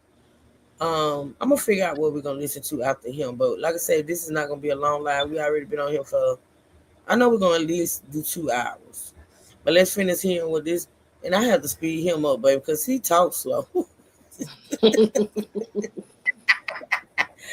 So yeah, let's see what else they got to say on Court TV, and then we'll go from there. It off, and he apparently didn't want that to happen. She went to the University of Michigan. He lost his job, and now here we are. There's his lawyer who just watched arguing in court has a few things to say outside of the courthouse. Let's listen. Sharon Moore will be posting bond today. I expect that. Do you know where he's going to be able to stay after this? Is he going to be able to go home? I'm just going to not answer that question, but he'll be in the community. Tell us about this. What's the mood of your client right now? Listen, that is something that I will also not comment on, but I will say you heard that there was a condition of bond for him to have mental health counseling, and we expect that too. Okay? Do you have any comments on the allegations? None. And I said in court, I've not seen a police report. I've not seen any other discovery. It would be irresponsible to comment, so I won't. How's he doing mentally? Is he staying anything? Yeah, so I'm, again, not going to comment on that. Thank you very much, but I do need to get through, you guys. Okay. Thank you. I'm gonna tell you something though. I kind of get a feel of lawyers. I haven't dealt with some lawyers in my day. That's a sharp dude right there. He gonna he paying some good money for old boy right there. Now I don't know who hired him. I don't know if the wife hired him. He ain't no public defender. I will say that. Not public. What you call it, y'all? Public defender. He's a paid lawyer. He a little sharp. Okay. Yeah, he gonna do some things. Okay, obviously intense interest there in the state of Michigan and across the country in this case. The lawyer attacked right outside the courtroom, not even the courthouse. He got 1 foot out of the courtroom and boom, the cameras were right there because this is such an extraordinary story. People that follow college football know Sharon Moore, they know him well. He took over for Jim Harbaugh after they won the national championship, and he was going to be making $13 million next year, Philip DeBay, and that is not going to happen. Michigan fired him for cause, meaning, of course, he does not get that last year, if indeed that holds up. Overall thoughts on what you heard in the proceeding, what's he facing here? Well, first of all, he has almost a $14 million buyout clause in the contract, but that's assuming he's fired without cause. So let me tell you what I think the issue is going to be here. You have sort of 2 buckets of legal problems, the labor aspect and, of course, the criminal side. Let's start with criminal. Criminally, the $25,000 bail really is, to a multimillionaire, is like bus fare. It's nothing. He'll be able to post that in minutes and he'll be out. And I don't know if he's going back home. I sincerely doubt it because I suspect trouble in paradise, given the relationship. You must not be married, little nerdy boy. You can't be married. Because I'm willing to bet money that I don't have, and I definitely don't have $13 million. Hell, I ain't got 25 G's. I don't think. No, not altogether. Everything I own here. Maybe. I don't know. But anyway, he went back home. He went back home, dude. Let me tell you something. Wife may be upset, Wife might be angry. Wife might divorce him later on. But I can guarantee you, wife hired that lawyer. I can guarantee you, wife paid that bond. And that man went home. He went home. Now, I ain't saying it's all peaches and creams and roses and bud petals and shit. But I can guarantee you he would make home. In fact, I got a video. I think somebody recorded him actually going home. But we're going to talk about it. And he went home, child. Relationship with staffer. Now, having said that, after listening to the facts as presented during arraignment, I got to tell you, Ted, I fall prey sometimes to media accounts. I thought he went over there and was making threats toward the young lady. As it turns out, he's threatening to kill himself with her butter knife. So it's one thing if he's engaging in assaultive conduct to the inhabitants of the home, but no, he was threatening harm to himself. So clearly there's a mental health breakdown and there was some kind of a psychotic break and he needed to be seen. So the question then becomes, is that a crime? Well, in the state of Michigan, it is not a crime to commit suicide. In fact, it's not even a crime to attempt suicide. And I'm not even sure it is considered burglary to go into someone's home and threaten suicide. So what do you really have at most? Maybe a trespass. And I'm not sure if it's even a trespass. If they Y'all hear this shit? Do y'all hear this? That this could be lowered down to trespass. Keep it cute. Trespassing. You came to my house and I didn't invite you in. But you gotta listen to what he's saying, though. You gotta listen to what he's saying. It's breaking and entering. It's not trespassing. Trespassing to me is if you're in my yard on my side of the fence and I tell you to get out my yard. You get what I'm saying? That's trespassing. You come in my house on this side of the door and I didn't let you in. That's breaking and entering. But whatever. Whatever. Trespassing. Okay. Yeah, I gotta play that bag. Good. As it turns out, he's threatening to kill himself. I suspect post that in minutes and he'll be out. And I don't know if he's going back home. I sincerely doubt it because I suspect trouble in paradise given the relationship with the staffer. Now, having said that, after listening to the facts as presented during arraignment, I got to tell you, Ted, I fall prey sometimes to media accounts. I thought he went over there and was making threats toward the young lady. As it turns out, he's threatening to kill himself with her butter knife. So it's one thing if he's engaging in assaultive conduct to the inhabitants of the home, but no, he was threatening harm to himself. So clearly there's a mental health breakdown and there was some kind of a psychotic break and he needed to be seen. So the question then becomes, is that a crime? Well, in the state of Michigan, it is not a crime to commit suicide. In fact, it's not even a crime to attempt suicide. And I'm not even sure it is considered burglary to go into someone's home and threaten suicide. So what do you really have at most? Maybe a trespass. And I'm not sure if it's even a trespass if they let him in. So then the analysis goes to the civil arena, the labor aspect. And depending on what the policies are of the college and university, he could be in violation of their charter and their agreement that they have with the school not to engage in dating relationships, particularly given the power dynamic between supervisors and lower level staffers. And that could be a per se violation of their policy. But let's just pretend there is no policy. Well, then you look to state law. And typically coworkers are allowed to date. Supervisors can date subordinates. I think where it starts to cross a line is if the dating relationship starts to disrupt working operations and business operations. If it starts rising to that level, then certainly the employer can step in and tell them either, look, if you're going to date, you cannot bring this drama into the workplace or we're going to have to let you go. And then if it persists, they can certainly let them go. But I think absent some proof of disruption in the workplace itself, it may be premature to be firing him. And I do predict there will be some litigation on the contract. I mean, there's going to be a behavior clause in a contract of that magnitude for someone in his position. And he allegedly is having this. I hate when these people that are supposed to have all the sense get up there and speak and really be sounding dumb. If it wasn't a behavior clause in there, if it wasn't a clause in there saying you cannot fraternize, he wouldn't be fired. Think about it. Because if it wasn't a clause, if it wasn't a clause in his contract saying that, they couldn't fuck with him for fucking with the white girl. Mm-hmm. It gotta be a clause in there. If not a clause in there, he would not be fired, or they could be facing a lawsuit.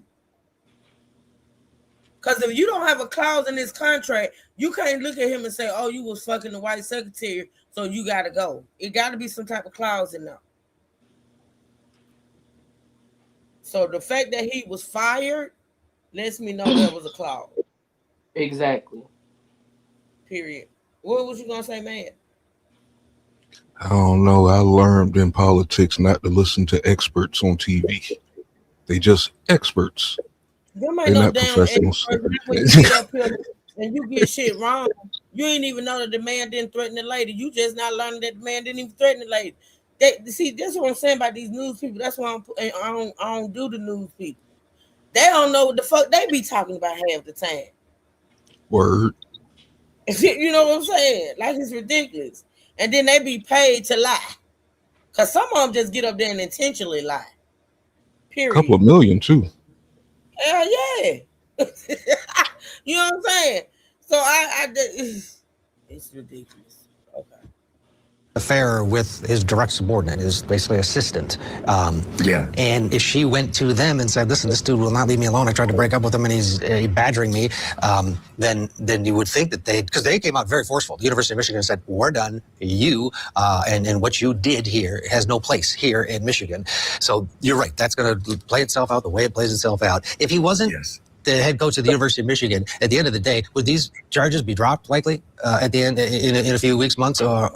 How does his celebrity hurt him possibly as we move forward to the way you describe this? It sounds like a guy who was desperate. His world has just crumbled, and he had a mental breakdown. Yeah, I don't think the celebrity hurts him. I actually think it's helping him because as the facts start coming out, he looks kind of human. If you really think about it, it looks as if he was just on the verge of a breakdown, that he wasn't homicidal, he wasn't assaultive in any way, he certainly wasn't making threats to others. If anything, he was a threat of harm to self. And if that's the case, then he becomes a sympathetic figure because the man needs help.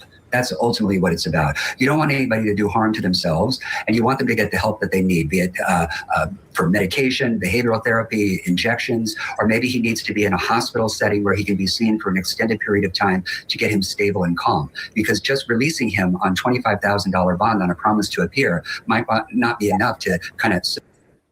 So once again, little Opie over there didn't hear when the judge said, or when the defense attorney said that the man had been evaluated, not kept, but sent back to the prison. To the jail. See, it's these people that come up here and they don't be listening. How the fuck am I sitting over here on YouTube, sitting in my recliner, listening harder than this motherfucker? So you saying maybe he need to go to the hospital to sit there and be? They said they sent him to a facility to be evaluated. The facility released him back to the jail, which means he may do some outpatient shit, but he's not at a point to where he needed to be kept in a mental institution. How do you not know that? And we sitting up here listening to the same shit. I'm sick of Opie. Not Opie. I'm sick of him. His nerdy ass. He didn't even know that just because this man got caught cheating and did what he did, that a wife in her position, she may be done, but she ain't done yet. So yeah, he went back home. Homeboy. She may be plotting and planning her escape, but right now, guaranteed, like I say, that woman, she hired that lawyer, she paid that bond, and she's still at that house. Believe me, he catching hell at that house. Yeah, hell will be caught. Hell definitely will be caught. She's a woman scorned. See, you can't embarrass Becky. Becky gonna get your ass. She's embarrassed. Shouldn't be though, because his actions don't reflect shit about her. That woman got his 3 daughters. She bore his children. He chose to go out there with his raggedy dick and go out there and fuck with Susan on the other side of the tank. If he survives wifey storm, she might stay. You never know. That's what she might. We've seen women stay in worse positions. Like, women got to realize that when men make these decisions and go out and do what they do out here, It's not on you. I wouldn't give a fuck if you was the worst wife on the planet, and the man felt like he had no choice but to go out and find new pussy. My thing is, you leave. You divorce me. You leave. You don't cheat on a woman that got your 3 daughters. The hell is wrong with you, sir? That's what people don't understand. We all make choices. We all have choices, and we don't always make the right choice, right? Or the right decision. The right decision. You know? And this man been screwing this woman for years. Done set up that and brought her up in the ranks because he was screwing her. One of the clips I listened to said what makes it just that much worse is that this chick is the same chick that escorted the wife around when they would have the games, and the wife show up for the games. She was the chick that escorted her to her seat and things of that nature. Yeah, the white girl did, right? Huh? The white girl did, right? She did. Is she dead? No. Oh. She if she ain't dead, she gonna wish she was dead, boy. Black girl better not see her. Glim said he need to cut his losses, divorce that woman before he gets his next contract. Got to go with no money. You think he gonna get another contract, Glim? Glim, you can hit the link if you want to. So you think he gonna get another contract, or you just being funny? Cause I know you a jokester. Uh-huh. Hey, Miss Ann, good to see you. Girl, ain't nothing going on but a little cheating, little salacious activity. So mad. Why would you ask if the white girl dead? What is wrong with you? Because I'm doing 5 things at once over here. I'm trying to listen, being disturbed, checking on my OBS. So I'm doing all kind of stuff while I'm trying to listen. I'm going today. I say is the white But I wanted to make sure that if she ain't dead, she gonna wish she was dead. Boy, with that black girl see her. What black girl? Ain't no black girl. I know his white man. So this coach is white, and the side chick he was messing with is white. Oh, he the only black one in this situation.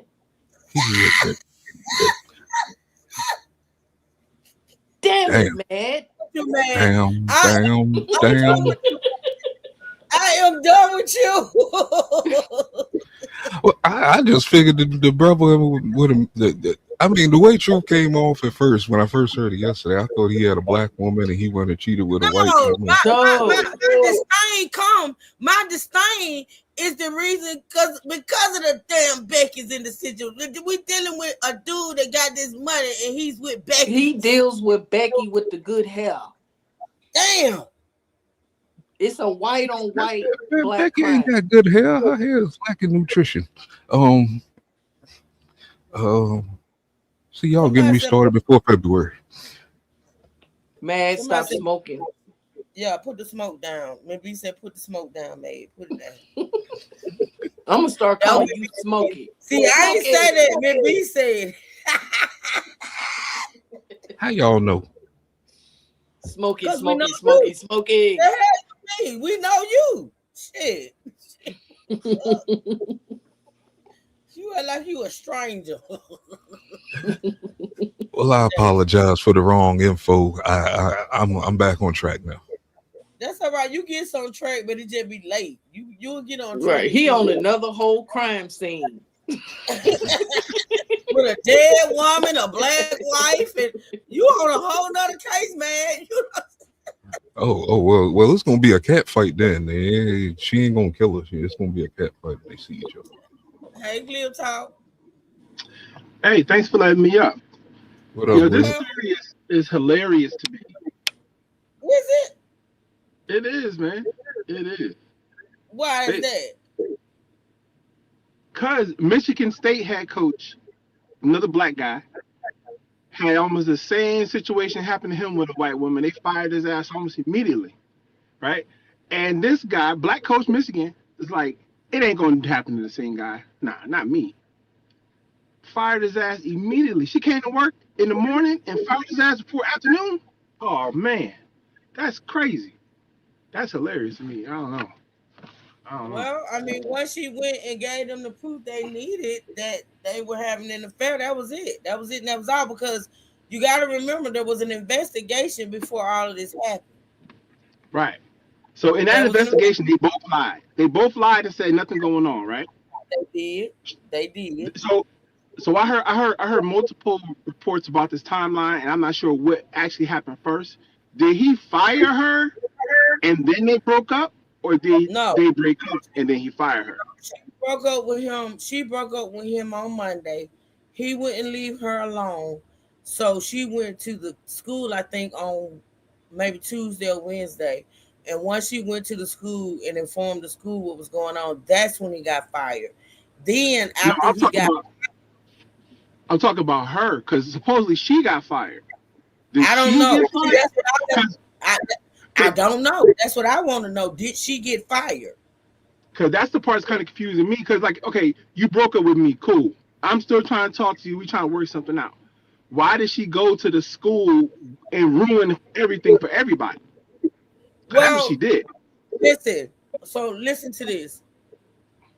First of all, according to the streets, she became pregnant, and he encouraged her, forced her, manipulated her into having an abortion. So apparently she had an abortion.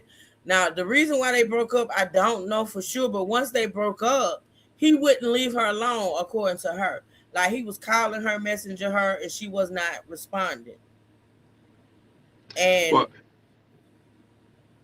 go ahead. Oh no, I'm sorry. Go ahead. Finish your thought. Yeah, so apparently he wouldn't leave her alone. So she decides to go to the school and spill the beans. And then when she went to the school and spilled the beans, he got fired. And then after he got fired is when he went back over there and threatened his life with a butter knife. Yeah, that's kind of wild. First off, I think it's the side chick's duty. If the side chick get pregnant and she that close to the wife, it's her duty to get an abortion. She can't have that baby, so she can't be mad at him. Wait a minute, not the duty of the side chick to get an abortion. Yes, I think it's her duty. Like, okay, the side, like you said, she's the person who escorts the wife around campus. They know they are close. They follow each other on Instagram, and she's sleeping with this man's husband. She get pregnant. She can't come to Thanksgiving with that baby. Nah, you gotta get an abortion. You can't. Nah, you can't. How about they shouldn't have never been sleeping together in the first damn place? Like, I agree with you. I agree. Are we gonna really say that a side chick is obligated to get rid of her baby? No. She can do whatever she want to do, but I think that if she don't, she's not doing the side chick duty. The side chick's supposed to stay on the side, especially in her position. This is a $30 million man. Wait a minute. What about the man? Hold on, keep cute, because I know you finna go deep. Hold on. I'm actually gonna hold a class on my After Dark channel on side chick duties, but I don't think in my tutorial that I'm gonna say one of the side chick duties is to get rid of baby, because I just don't believe in that. But that won't be a point of reference in my class. But yeah, that's weird. And, ain't nobody obligated. Like, to me, honestly, though, Glib, to be fair, I think the obligation is not to get pregnant in the first place, because you know what position you're playing. You know that you're the side chick. But see, a lot of women use that getting pregnant thing as leverage, and it don't always work out that way. Wait a minute. Why put so much pressure on the woman? You as a man, you're married with a family, you choosing to cheat. Why don't you make sure you wrap your little dank up? Not the dank. Listen, I'm not putting any responsibility on it. I hold him 100% accountable. Right. But what I'm saying is that if she's mad because he asked her to get an abortion, he got to. What's he gonna say? Oh, let's have a baby and raise it with my other family. He gotta say you can't have this baby because he got another family. So it's like, that's why I say it's her duty to do this, because if she has this baby, she blows everything up. She blows he's a $30 million man. He still got the 30. If he divorced this woman, he only got half. If the woman has the baby, he only got a fourth. So she's only going to get a fourth of the half. She doesn't What even he qualify for the whole cut. And see what he didn't, what he still don't realize because men are slow. He didn't realize that she got pregnant, probably, allegedly, on purpose. Because I'm telling you, when a side chick is fucking with a $30 million man, having a baby is essential to having rights to some money. So her getting pregnant, I'm just saying. I ain't saying this lady did that. I'm just saying what we've seen here in the past. Mm-hmm. Okay? But they said Part of securing the bag, because the coochie don't always coochie. So part of securing the bag is to have a baby. I told my wife yesterday, I was like, this is the reason why I'm at the age where I wouldn't cheat. It's just it ain't worth the trouble, it ain't worth the embarrassment, it ain't worth all this stuff. It's like Exactly. the risk of what he lost is nowhere near what he gains. The enjoyment of being with that lady, you could have convinced your wife to let you have it. You got $30 million. You can convince her that, well, you know what, I'm on the road, I'm gonna have a girlfriend. How about that? I got to work long days and I ain't got time to come home. But I got this lady in the office next door. She come read my shoulders. We have a good time. Then you ain't got to have all this. And you You could ain't have gotta been have all screwing somebody. You could have been screwing any other person other than somebody that could get you fired from your job. Like if the contract says no fraternizing on the job, you don't fraternize. If you wanted a Becky, you go out and get you a Becky out somewhere else. Why you had to have that Becky? And you are the one that pulled her up in the ranks. The reason why he got fired for sleeping with that woman is because the state of Michigan was paying her salary. If he paid her salary to do the exact same job out of his cut, it wouldn't have been no problem. But because he hired her through the state of Michigan or the University of Michigan, she's an employee of the state. But he got enough money to pay her himself. To me, it's asinine. It ain't no way.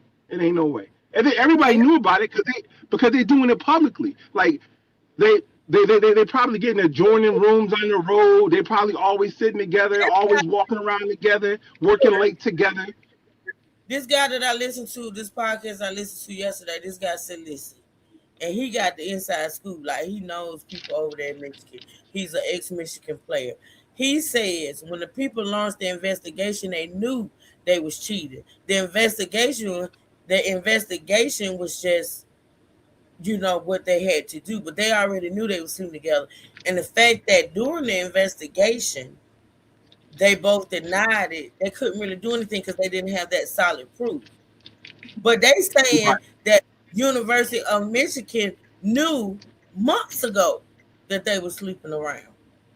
Yeah, because they wanted to fire them. They wanted to fire him with cause, so they didn't have to pay him. But check it out. I know why they fired him, and no one's going to say. Well, they are kind of saying this. They lost to Ohio State, and that's their rival, and that was another thing mentioned. Because you know what? They had all the goods on. They had all this information. They're basically saying that Michigan was looking for a new coach already, and they was going to fire this guy. And how much money did they pay this woman to walk in there and give them that information? Let me play this clip because what you talking about, I really wanted to get into with Mad, but see, Mad don't know shit. Mad think the wife is black and think the side chick is so I'm gonna play this clip. Hey, man, have you cracking up? Because he don't know what the hell going on. let me play this clip, and you tell me what you think about it. I have to drop down, but I'll listen from the chat. Listen from the chat and just put it in the chat for me what you think about this clip I'm about to play. All right, thanks for letting me up. Are you welcome? Thanks for coming. I'm gonna play that clip, y'all, that we played at the beginning with this guy talking. Let's see. Where is it? Where is it? Oh, it's on my playlist. I'm looking on my damn stream, y'all. It's on my playlist.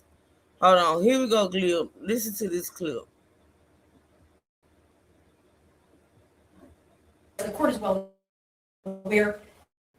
Oh, yeah. This is not you, Margie. I'm not looking at, not me, Margie. Let me not say Margie. She look like her name may be Margaret or some shit. Jerome Moore's just not that talented of a head coach. Had they beat Ohio State, if they were in the college football playoffs, we don't know nor hear about this. But they're not. And he's gone and currently in jail or something like that. He's an offensive line coach who was an offensive line coach under a head coach in Jim Harbaugh who loves to run the ball. And as a result, when Jim Harbaugh got suspended for all the cheating allegations, Sharon Moore got promoted to becoming head coach. And Jim Harbaugh put it in his contract that if Jim Harbaugh were to leave, that Sharon Moore is the incumbent head coach. And Sharon Moore now becomes the coach in waiting. That was a part of Jim Harbaugh's contract when he was at Michigan. This is the reports that I have read. So Sharon Moore never should have been there in the first place. The reason in large part that Sharon Moore is out isn't just because of the alleged affair with this woman. It is because he was never supposed to be there in the first place. Harbaugh is why Sharon Moore became the head coach in Michigan, not Sharon Moore's talent. Your talent will make room for you. The truth of the matter is, I'm gonna play it one more time, y'all. Sharon Moore's just not that talented of a head coach. Had they beat Ohio State, if they were in the college football playoffs, we don't know nor hear about this. But they're not. And he's gone and currently in jail or something like that. He's an offensive line coach who was an offensive line coach under a head coach in Jim Harbaugh who loves to run the ball. And as a result, when Jim Harbaugh got suspended for all the cheating allegations, Sharon Moore got promoted to becoming head coach. And Jim Harbaugh put it in his contract that if Jim Harbaugh were to leave, that Sharon Moore is the incumbent head coach. And Sharon Moore now becomes the coach in waiting. That was a part of Jim Harbaugh's contract when he was at Michigan. This is the reports that I have read. So Sharon Moore never should have been there in the first place. The reason in large part that Sharon Moore is out isn't just because of the alleged affair with this woman. It is because he was never supposed to be there in the first place. Harbaugh is why Sharon Moore became the head coach in Michigan, not Sharon Moore's talent. Your talent will make room for you. The truth of the matter is. So Gil said bingo. He said bingo. Wow. It was something about when I saw that clip that hell. Did we finish? Y'all, did we finish? Now, do you think Former University of Michigan. If they would have won against Ohio, you think they would have fired him? I don't think so. I think he would still have his job. And I think that lady would have never blown the whistle. I think she was convinced to blow the whistle once they lost their game. That's just my opinion. That's my opinion. If they had a won against Ohio, he would still be there. Now, not to say they wouldn't have fired him later on.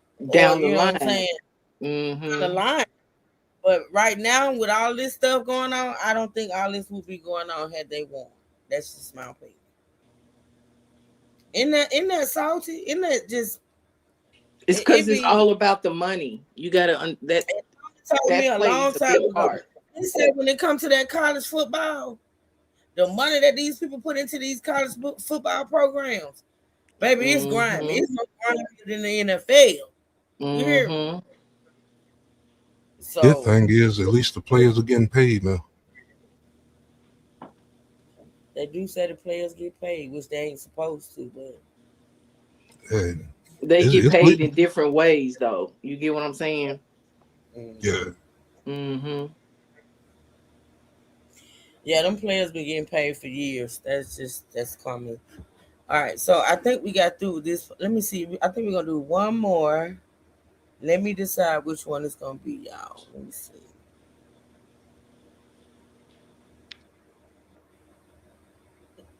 Or maybe some short ones, because let's see.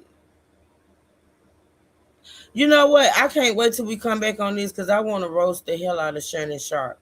Shannon Sharp shouldn't even be speaking. Like, shut the fuck up. Just shut up. Because you fucked up royally just like this man did. And I'm really curious to hear what he had to say. But I'm going to wait on that one. Because I'm going to dive deep into that one. I can't stand that clown. So this woman claims she saw him get arrested. Listen. Now, shortly after Moore's firing was announced, we learned that he was arrested at a church after a woman made a 911 phone call in her apartment. Our team coverage continues with 7 News Detroit reporter Randy Wimbley. He's in Pittsfield Township hearing from a witness who saw Moore's arrest. Police caught up with Sharon Moore at the church 6 miles from here and nearly 2 hours after he left this apartment complex where his former executive assistant lives. The vehicle was near that shed in the back. It was like a navy blue Tahoe type vehicle that I saw, and the cop cars were all surrounded. Lindsay Trump was picking up her daughter when she happened to spot police swarming an SUV at the corner of Willis and Celine Milan Road. It seemed like too much for somebody just to be getting pulled over, something like that. So I knew it had to be something much larger. The parking lot of this Celine church doubles as the hard landing of Moore's fall from Grace. The university had just announced it had fired Moore after finding evidence he engaged in an inappropriate relationship with the staff member. Subject is called the caller told us a male at the location of the house attacking her. She's been stalking her for months. Pittsfield Township Police responded to that staff member's apartment a little after 4 o'clock Wednesday afternoon. Damn, those are the apartments? Is that you didn't have this man put you up in something better than it? Cause see, you know what? I ain't gonna even go there. It's these side chicks that don't require much from me. This man make millions, and this is where you live. Hell, you would have had me, baby. She couldn't even be in a condo. A condo, a townhouse, a house. Damn. I mean, she probably saving money. Everybody don't splurge. But come on, man. It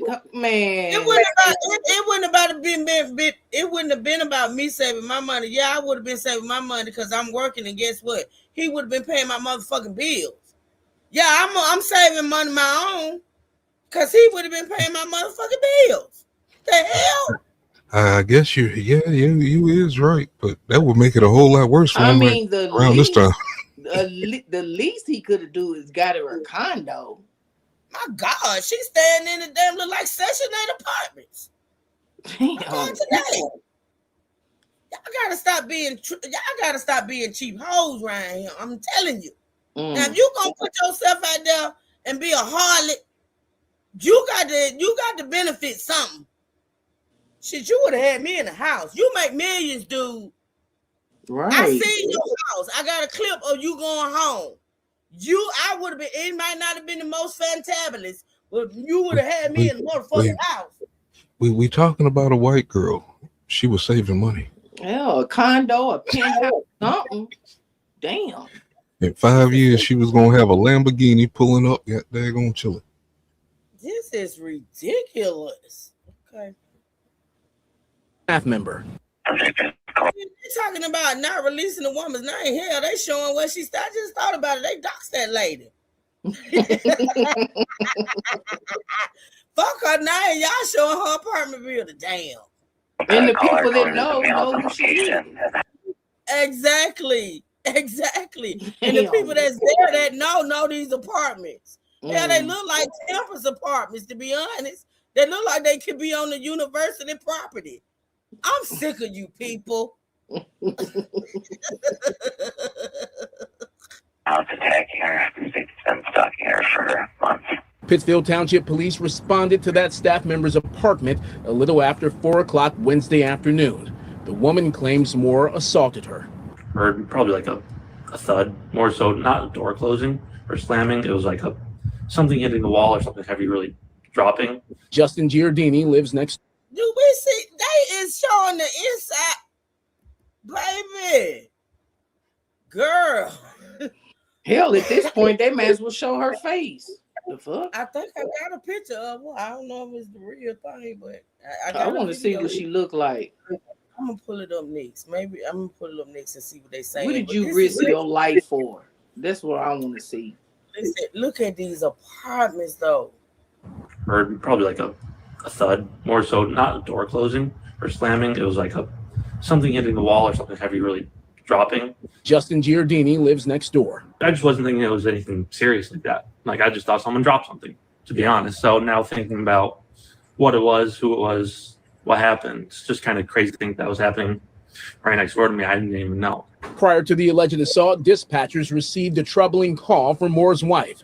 A call from S1's wife in Ann Arbor saying, Damn, Glil said, they said Internet Sleuths figured it out.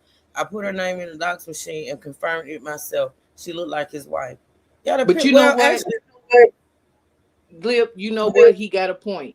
When men cheat on their spouse, 9 times out of 10, a lot of times the woman they're cheating with favors their wife because they have a type. You get what I'm saying? That's weird. That's so weird. Yeah, so you gonna fuck somebody that look like your wife? Just fuck your wife. Damn.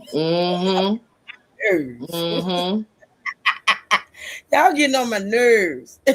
Like for real, y'all taking these listen, in the drug world they call it penitentiary chances. Y'all taking these penitentiary chances. Don't worry about it, fellas. Tune in to the Game Ain't Fair channel on the shorts, man. We're gonna get our win back. Man, no shame game. No shame game. Oh shit, we on the vertical. I gonna say I think you can click on it. Put your link in the chat, man. Just go on, put the link in the chat. Just so we ready. We always taking the bad end of things, but we're gonna show them what these women be doing. No shame game. Be on the lookout. We ready. Truth. I think this is women versus the men. That's what it sounds like. It could be, and they gonna say, "Oh, Truth on the man's side." Damn right. I'm sick of the side chicks playing dumb and stupid. If you gonna be a side chick, you gotta be smart with that shit. I'm sick of it. Gotta know how to play the game. Play your position and play the motherfucking game. Your ass over there on the university campus in an apartment like the damn students. And you fucking a millionaire. Are you crazy? Now I'm sick of it. Dang. I'm tired. Okay? My God. These detectives suicidal. Referencing his job today. So they're also advising when he left the location on their call, he walked out with several knives. Moore is now in police custody and could face criminal charges after losing one of the most coveted positions in college football. In the meantime, if anyone has information about the alleged assault that happened here, please call Pittsfield Township Police. You can remain anonymous. I'm Randy Wembley, 7 News Detroit. All right, let me see if I can find that clip where it says they found out who. This one? And see, this is the thing. Some of these channels I don't trust. Hold on. Let's see if I find another one. I'm going to play it, though. Glib in the chat, he said he confirmed who she is. Maybe he can tell me whether or not this is true or not.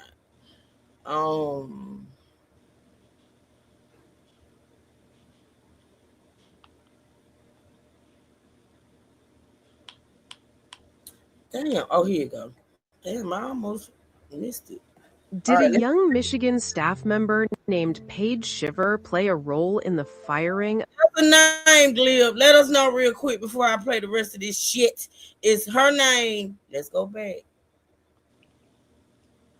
Did a young Michigan staff member named Paige Shiver play a role in the firing of Paige Shiver? What are we doing, Glib? What are we doing? Paige. Her name is Paige. Paige with the good hair. Is that her? I don't know if he's still in the chat or not. So we're going to listen to and see what he typed. That's her. Oh, hell. Here we go. Here we go. She pretty. She is young and she's gorgeous. She probably a younger version of his wife. I've seen his wife, Glib, and listen. Was it Glib that said they look alike? I don't think they look alike. I think the only thing they look alike in is that they're Becky. This girl is. Do you have a picture of his wife? I'm gonna play it. This ain't no shade. I think she looks better than his wife. This girl is gorgeous. His wife is not ugly. Don't get it twisted. She just looked like she could play Rocky on the mask if you look at her at a certain angle. She's not ugly though. Let me take that out. Let me say she's not ugly, but this girl to me honestly is prettier than the wife. Yeah. All right, I'm gonna see the wife. Okay, well, I'm gonna pull her up. Let's see what page working with. Head coach Sharon Moore? Her name is everywhere online, but what's actually true and what's just speculation? Today, we're breaking down everything that's confirmed.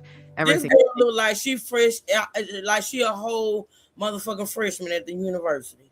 This girl looks young. That's rumored and what we really know so far. Let's start with the facts, the part we can confirm. On December 10th, Michigan football head coach Sharon Moore was officially dismissed for cause by the University of Michigan. The school said it found credible evidence that Moore had an inappropriate relationship with a staffer, which violated university policy. Later that same day, police in Pittsfield Township responded to a home as part of an assault investigation. A 39-year-old suspect, Moore, was detained and taken to the Washtenaw County Jail. No charges were listed yet, and police said... Miss Gloria, I'm about to block you, Miss Gloria. I did too, Cleo. Miss Gloria, somebody block Miss Gloria. I went on cold red until you said the name, and I said, "Huh?" Gloria. Somebody block Miss Gloria. I love Miss Gloria. Oh, let me answer this, y'all. I'll be right back. In the meantime, block Miss Gloria. Miss Gloria. I need to see the wife to see for myself. And he's not a bad looking dude himself.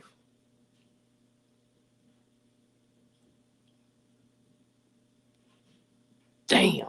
He done fucked up his whole career. You know, up there in Michigan, man, they was not gonna let that guy have 2 snow bunnies. Like that nigga being too greedy. Like, dude, what was you thinking? Damn. Thinking with the wrong head. Hey, you got one of ours, but goddamn, you want 2? Just wasn't satisfied. And then there's probably somebody who had a crush on her that got the ball rolling.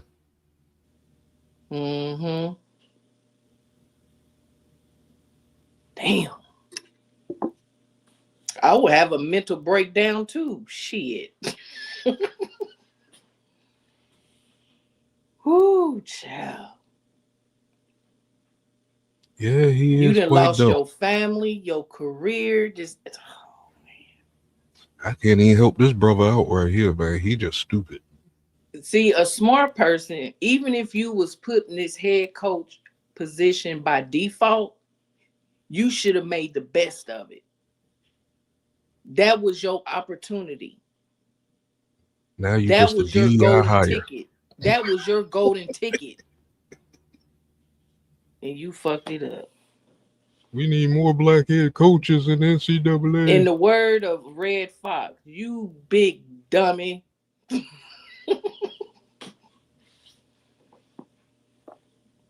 No, ma'am. Uh-oh. No, ma'am. No, ma'am. Mad too militant. Now I kicked it with a few, you know what I'm saying, but dating, no.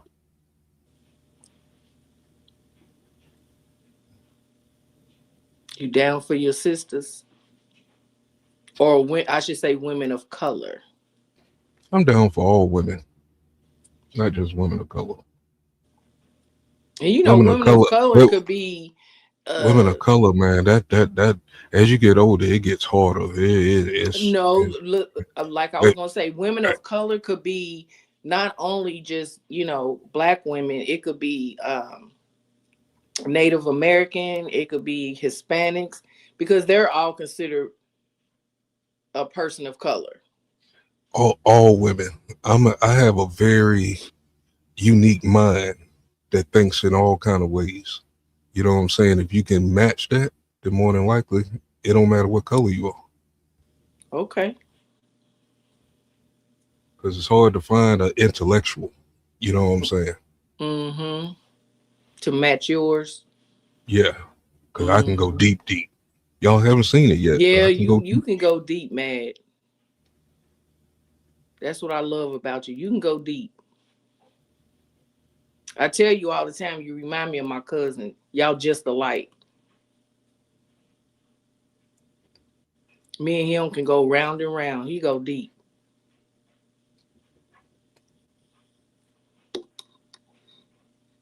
I got people up here on YouTube and stuff, man. We don't have like 4-week debates. Of course, they my best friend and shit, but you know what I'm saying. Mm-hmm. But we can go on with pull out chalkboards and everything. Well, my cousin, sometimes I got to throw in the towel because I'm like, you got it. But when in the towel ain't good enough sometimes, man, when it's a hot topic. the more you go, the more you learn. You know what I'm saying? I don't know. Sometimes my mind just it gets frustrated. And don't y'all ever pay me and D Truth any mind. I battle in a certain way when it comes to information. With you and the clown, I let y'all have it. I don't pay y'all no man. That's Hey, y'all's relationship. I just I understand y'all's relationship. I take it easy on him because I don't think he's prepared for madness. You know what I'm saying? No, the I take clown it be easy. hanging though. He be hanging with you. No, because I be holding back. It's like if I come off the way I usually come off, he might take it the wrong way. Not knowing that he is my homie. You know what I'm saying? I think he'll stand 10 toes down with you. He does a good job though. The Sometimes you only, have him stunned. which, But and I give say him a that minute. only because I know I lost another whole group just before the state game, just for me being the way I am. You know what I'm saying? They couldn't hang. You know, I became the outcast because they couldn't hang on the thoughts. Mm-hmm.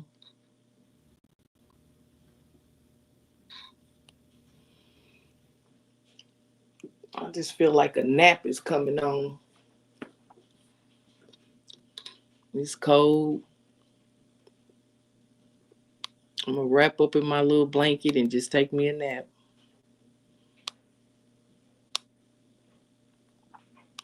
There's a lot going on out here. I had like 3 cousins in the last week and a half pass out Pass out. to the upper room. Oh man. Yeah, and they all under 40. That's what's crazy. I'm not sure if they took the juice a few years back or what, but I am investigating That's young. Under 40. because I'm trying to get this channel, the other channel, get it back up, and I'm gonna jump into the first Congress meeting, which has something to do with the side effects of the mRNA.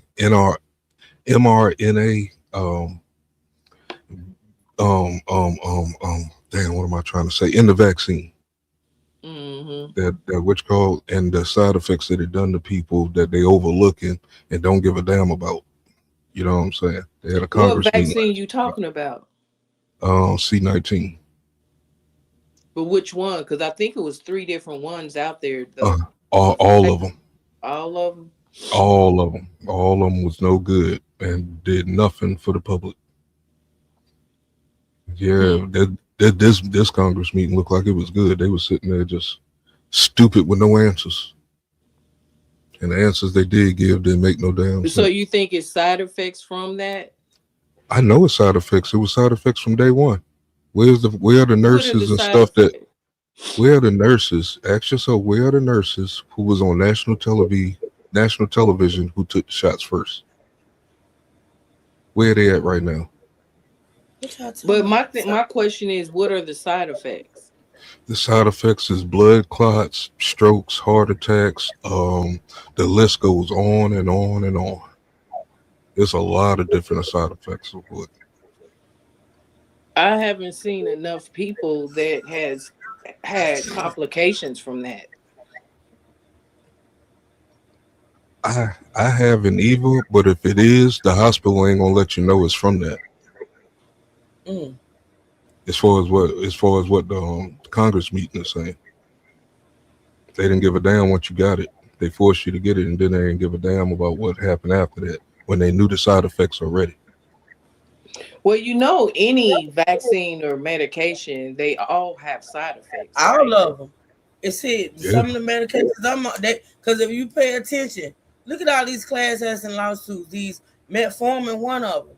Like all these medications that the doctors are prescribing, it ain't just the shot.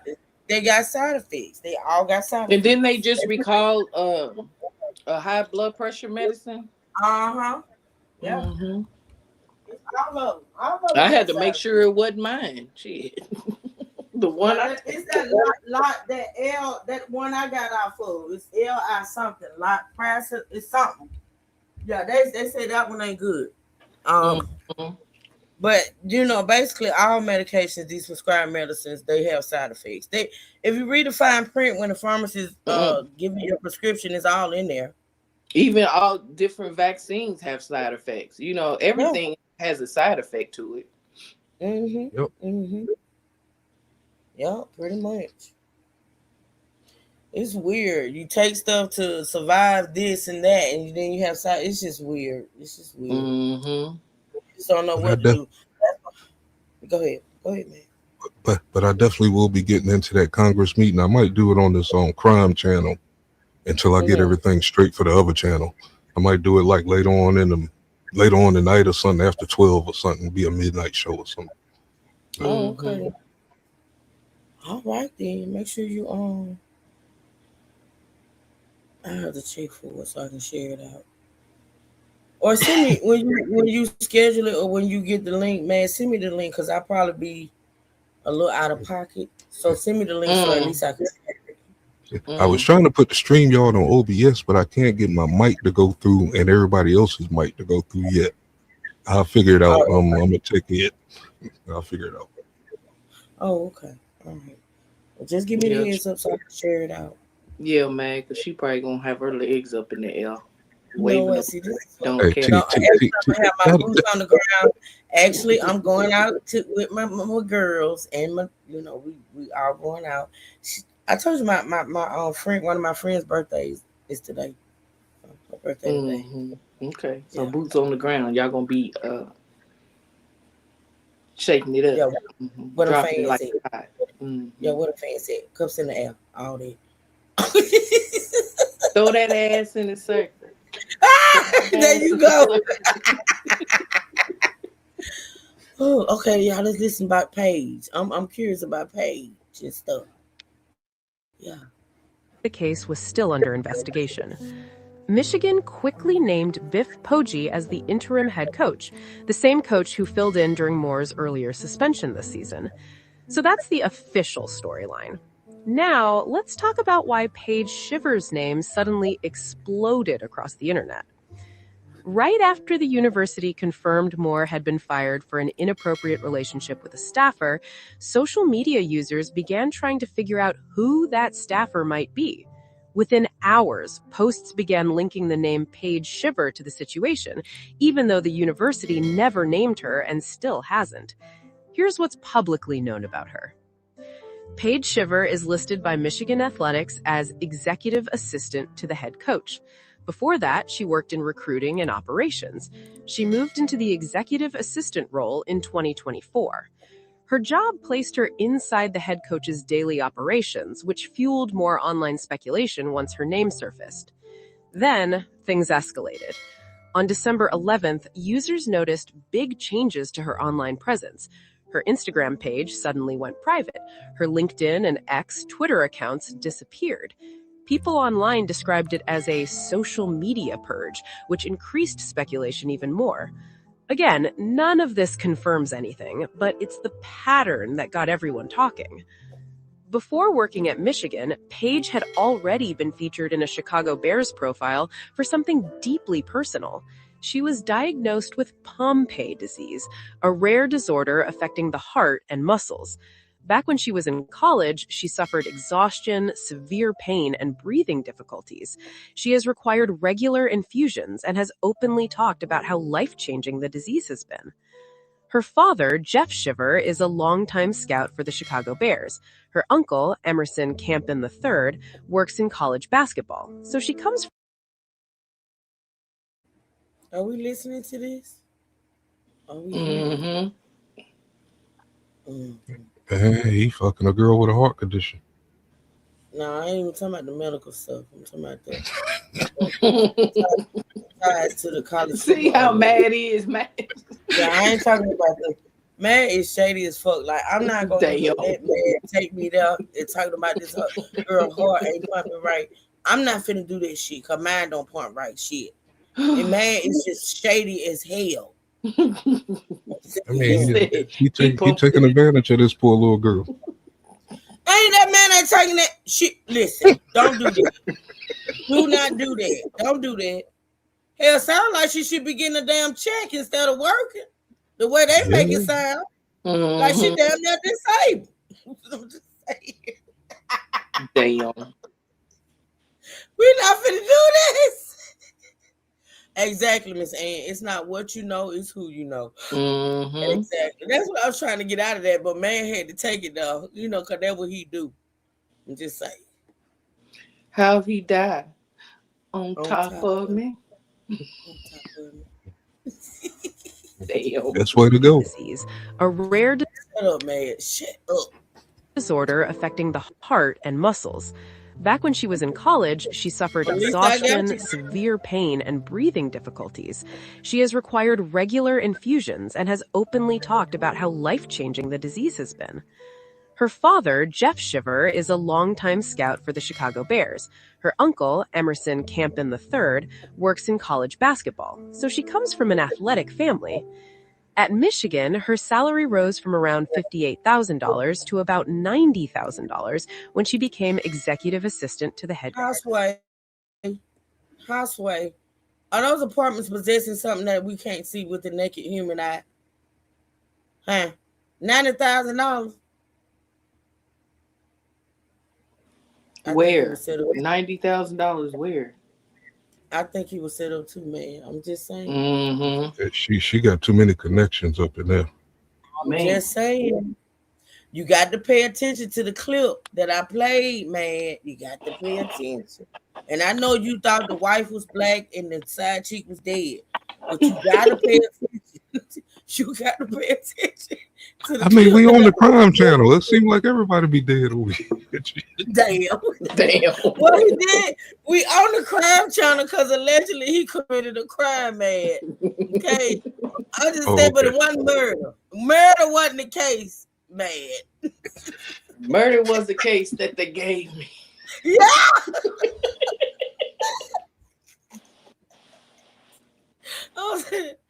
Oh my God! I see. This is wrong. This is bad.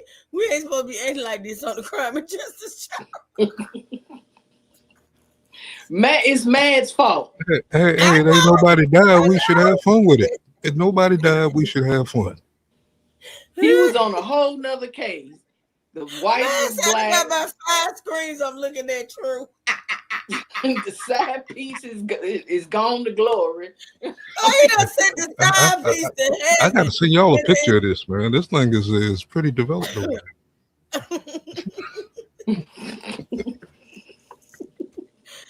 Oh Lord Jesus. Okay, this is why I love y'all. This is why I love y'all for real. Ooh. Coach, a normal increase at Shiver is a longtime scout for the Chicago Bears. Her uncle, Emerson Campen III, works in college basketball, so she comes from an athletic family. At Michigan, her salary rose from around $58,000 to about $90,000 when she became executive assistant to the head coach, a normal increase for moving into a higher-level administrative role. None of this background information connects her to the investigation. It just helps explain who she is outside the online rumors. This is the question everyone is clicking on. But here's the truth. The university has not named the staffer involved. Moore has not commented. Paige Shiver has not commented. No official record. That's what I'm saying. That's the points I be trying to make. Why is she being kept under wraps?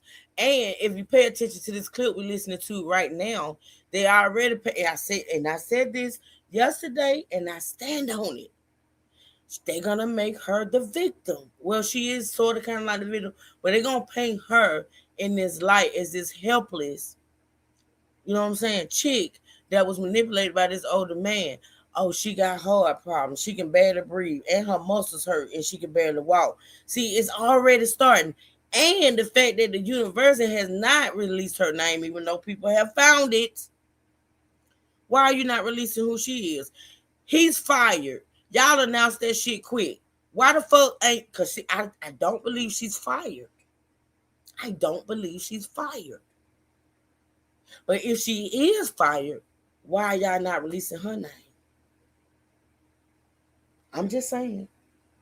I stand on what I believe. records identify her, all claims online are unverified speculation. The only confirmed facts are Moore violated policy through an inappropriate relationship with a staffer. So did she. So why can't she be aired out like him? She violated the same policy. So why the fuck is she not being posted and plastered all over these news feeds and in these reports and these breaking news? Why is she out here like that? Why, what Glee call them, the internet sleuths? Why they had to find her? I mean, yeah. I mean, because when it was like the other way around, when it came down to the WWE, they hid Vince. You know what I'm saying? As far as the assaults and stuff like that, you know how the news do. Yeah, I do know how the news do. That's why I'm pointing it out. Okay. The staffer has not been identified. Paige's name was spread entirely by social media users. Her sudden disappearance from the internet added fuel to the rumors, but still doesn't confirm anything. So is she the reason he was fired? We do not know. And right now, nothing official says she was involved. This story is still developing, and the online conversation is moving faster than the facts. Until the university or the individuals involved make a public statement, everything tied to Paige remains just speculation. If you want updates as they come, make sure you subscribe, and I'll keep breaking it down with clear and verified information. Thanks for watching, and stay informed. Okay. Steve Dace, you I'm going to this is gonna be the last clip. I'm going to the one where now, like I said, QQ, these are channels that I have not really, watched before. And it'd be some fake shit out there, but I'm gonna bring up this one. Hold on. This writing so small.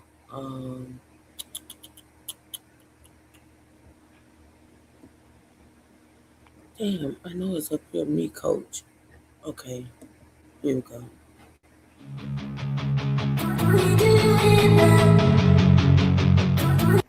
In Derby, Kansas, is an American college football coach whose meteoric rise in the sport was marked by innovative offensive schemes, player development, and historic milestones at the University of Michigan. Known for his calm demeanor and emphasis on building dominant offensive lines, Moore became the first black full-time head coach in Michigan's 147-year history in January 2024, succeeding Jim Harbaugh. He's supposed to be a legend. He's supposed to have a legacy. He was the first black coach. Now he done fucked it up. He done fucked up the church's money. You see how motherfuckers don't know how to act? That's what I'm saying. He had the golden ticket, and he messed it up. And the golden ticket of DEI. What the heck? The first coach? The first black coach in 147 years. I wouldn't even have wanted the job. I don't want to be the first to nothing. Man, you gotta strive for the top notch best. You gotta do that. Sometimes if we don't have men like him and you that be the first and stuff, how we gonna make history? Even though they try to erase it, you know what I'm saying? Even though they're trying to get rid of it.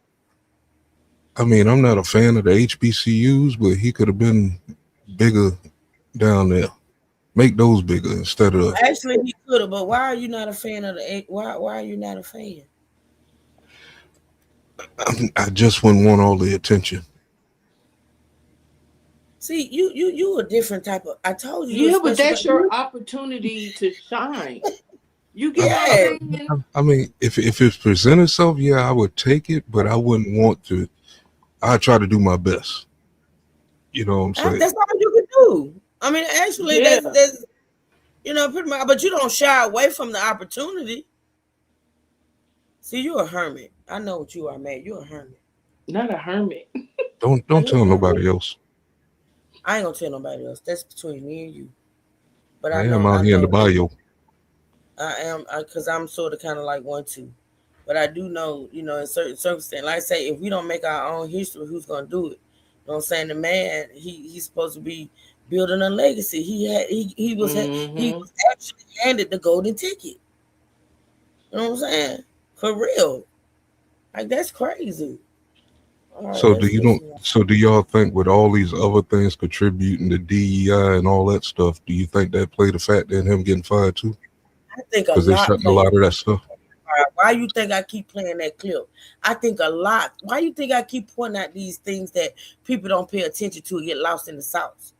I think way more than this man screwing that white girl, and that could be a factor too as well. But I think a lot plays into this. Absolutely. Absolutely, man. Just saying.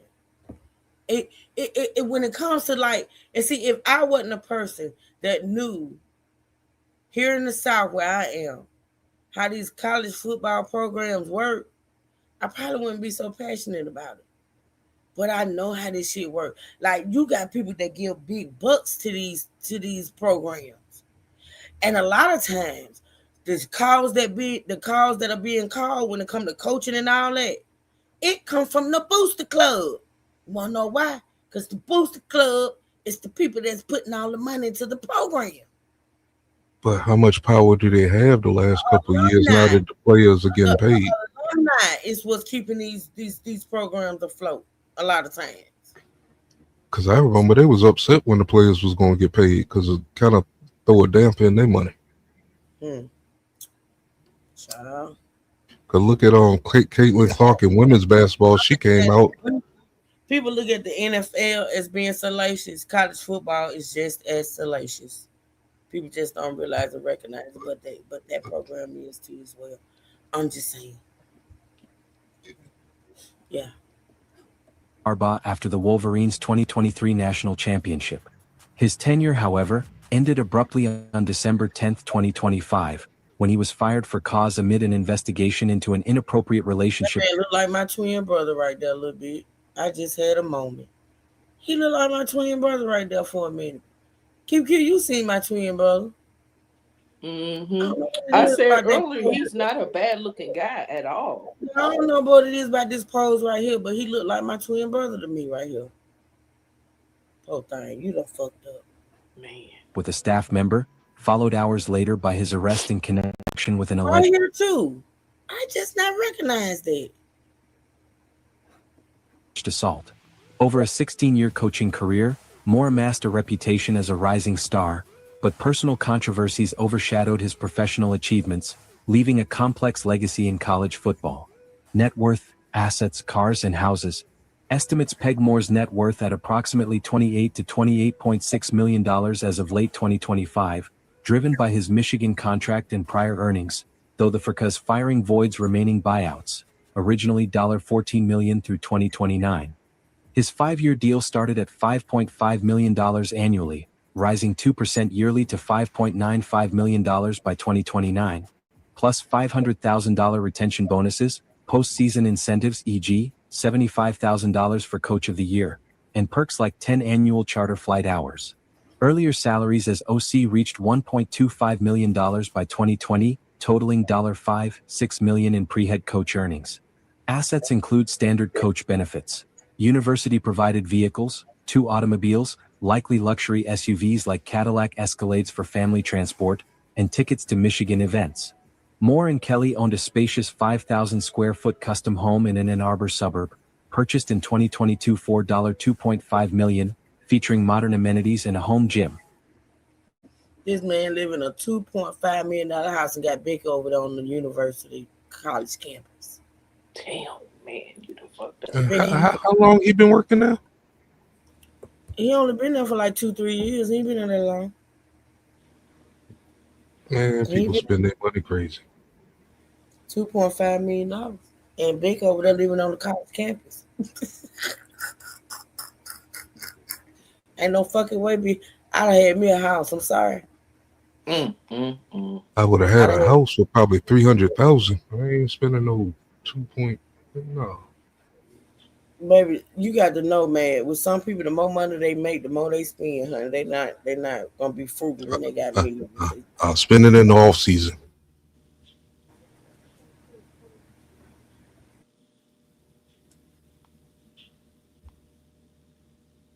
Now potentially facing foreclosure risks amid his unemployment. No major endorsement. How you gonna say that man worth 28 point something $1 million gonna say just because he got fired that he risking foreclosure? It be this shit for me. I'm just saying. Let me hit play. Are confirmed, and his net worth excludes legal fees or asset sales post-scandal. Early life. Sharon Moore grew up in Derby, Kansas, a suburb of Wichita, immersed in Midwestern values of hard work and community. Raised in a supportive family, he didn't discover his passion for football until his junior year at Derby High School, where his natural athleticism, intelligence, and physicality quickly shone through as an offensive lineman. Despite the late start, Moore earned local accolades and used the sport as a pathway to higher education. He attended Butler Community College in El Dorado, Kansas, from 2004 to 2005, honing his skills before transferring to the University of Oklahoma, where he played under legendary coach Bob Stoops from 2006 to 2007. At Oklahoma, Moore earned a bachelor's degree in communications and a master's in sports administration, laying the groundwork for his coaching aspirations. His early experiences emphasized resilience and teamwork, traits that would define his later playing career. Moore's playing days were brief but formative, primarily as an offensive guard focused on trench warfare and protection schemes. At Butler Community College, 2004 to 2005, he started as a freshman and contributed to a solid junior college program, earning reps that prepared him for Division I competition. Transferring to Oklahoma in 2006, Moore walked on and redshirted his first year before seeing limited action in 2007 on a Sooner squad that went 11-3 and reached the Fiesta Bowl. Though he didn't become a starter, his time in Norman exposed him to elite coaching and Big 12 intensity, influencing his future offensive philosophies. Moore graduated in 2008 without pursuing professional football, opting instead for coaching, a decision that aligned with his academic background and love for strategy over individual stardom. Personal life. Moore has long projected a family-oriented image. There you go, phone. Let me see. Let me blow her up. Let me see. I don't think they can ask for the money back, man. I think they can maybe not pay him future earnings, but I don't know if they can ask for the money. Man, you should know this more than us. You need to get into football. That's his wife? Yeah, that's his wife, girl. Oh, okay. I told you, Rocky. That's Rocky twin sister. The only thing they got in common is blonde hair. Yeah. What you call it? He don't even look happy. Fuck that shit. I'm seeing right through that smile. Oh, Jesus. I knew y'all were going to echo when y'all seen it later. I knew it. But all I'm saying is, look, I mean, and to my own mind. See, this is the thing. No, I'm not gonna I see it. I see it. It's the blonde hair. I just said that other girl is gorgeous. I'm just saying. And I don't know who the hell say it. Was it Cleo? Somebody said that wife and the side chick look alike. They don't. They don't look alike at all. Yeah, they do. They both got blonde hair. Yeah. Okay, that's it. Is that Looked like he was forced to be there. Not forced. Wait a minute. Look at that fake smile. I know a brother got daggone, boy. That's a fake smile right there. That's code for help. Code for help? Man. Yep. Like, this woman crazy. I'm just here. Oh, damn. Damn. Okay. Marrying Kelly Moore in 2015 after meeting during his Louisville days. The couple shares 3 young daughters, often featured in Moore's social media posts celebrating family moments, team wins, and motivational quotes. Based in Ann Arbor during his Michigan tenure, the family embraced community involvement, with Kelly. He happy right there. He happy right there, but that other picture, he ain't happy. Yeah, this in his younger years. They look much younger right here. Yeah. Supporting youth programs and more coaching local clinics. However, the 2025 revelations of an extramarital relationship with a staffer thrust his personal life into turmoil, sparking public sympathy for Kelly amid rumors and media speculation. Moore, an avid Twitter/X user for team updates, went quiet post-firing, focusing on family privacy amid the arrest's emotional toll. Coaching career. Moore's coaching trajectory was rapid and purposeful, blending graduate assistant roles with full-time positions that showcased his expertise in tight ends and offensive lines. He began at the University of Louisville in 2009 as a graduate assistant under Steve Cragthorpe, transitioning to tight ends coach in 2012 to 2013 under Charlie Strong, where he helped develop NFL talents like tight end Nick Baumgardner. In 2014, Moore joined Central Michigan as tight ends coach, earning promotions to assistant head coach and recruiting coordinator by 2017, boosting the Chippewas MAC recruiting classes. His big break came in 2018 when Jim Harbaugh hired him at Michigan as tight ends coach. Moore's impact was immediate. He elevated the tight end room, then shifted to offensive line coach and co-offensive coordinator in 2021. Under his guidance, Michigan's O-line won consecutive Joe Moore Awards, 2021 to 2022, as the nation's best, powering 3 straight Big Ten titles and the 2023 national championship. Moore served as interim head coach for 4 games in 2023, going 4-0, including a win over Penn State. Promoted to head coach in January 2024 on a 5-year, $27.5 million deal, he led Michigan to an 8-5 record in 2024, rally a Quest Bowl win, and 9-3 in 2025, securing top recruit Bryce Underwood. His offenses averaged over 30 points per game, emphasizing run-heavy schemes and player mentorship. However, suspensions tied to the 2023 sign-stealing scandal, 2 games in 2025, and the 2025 firing halted his momentum, with an overall head coaching record of 17-8. Professional career. Moore's professional arc mirrors college football's evolution toward analytics-driven offenses and diverse leadership. From entry-level roles at Louisville and Central Michigan, he built a niche in line coaching, joining Michigan in 2018 amid Harbaugh's rebuild. His promotions reflected tangible results: back-to-back Joe Moore Awards, a national title as OC, and interim wins that eased his 2024 transition. As head coach, Moore prioritized retention amid nil temptations, landing the number 1 2026 recruiting class headlined by Underwood. Challenges included navigating NCAA sanctions and a 2025 Ohio State loss, but his 17-8 record in playoff near misses solidified his Big Ten stature. Post-firing, no new role has emerged. At 39, Moore's future hinges on legal resolution and reputation repair, potentially eyeing coordinator spots or broadcasting. Why he... To be honest, I gotta be honest. Even after this scandal, like, he may not go back to, of course, he's fired from Michigan and he got this whole court thing going on, which is not as serious as, now that I listen to that other guy talk, that we may think. I think he may get another coaching position. What y'all think? He has a extensive background. He does. I don't know. So what do you think? And then the fact that he has a degree in communications and what is it? I forget the other one they stated, but it's all tied into like broadcasting. I think he. I don't know. I think he may be. It's gonna take time. This stuff gonna have to die down. And then he's still young. He's only 39. And he's you only gotta 39. understand, he's So, a black man also. So well, I mean, he was a black man as the head coach at Michigan. So what that mean? what I'm saying is, people are not so forgiving and giving second chances. They're not. You right. You right In about football that. is. Well, maybe that world is different. I mean, look at Ben Roethlisberger from the Pittsburgh Steelers. How many times he don't beat up a woman and still got the start and all kind of stuff? Then the list go on. I mean, all Malone in basketball. Well, maybe if he go get the help and improve himself, that he's, But the way he's getting taken out, I don't think he has another chance, because the people I think who's taking him out is connected to everybody else in the country. You know what I'm saying? You talking about her people's connected to the Bears and all kind of shit. You think it's a whole conspiracy? Yeah. They really don't want no black man up in Michigan. They're gonna shut him all the way down.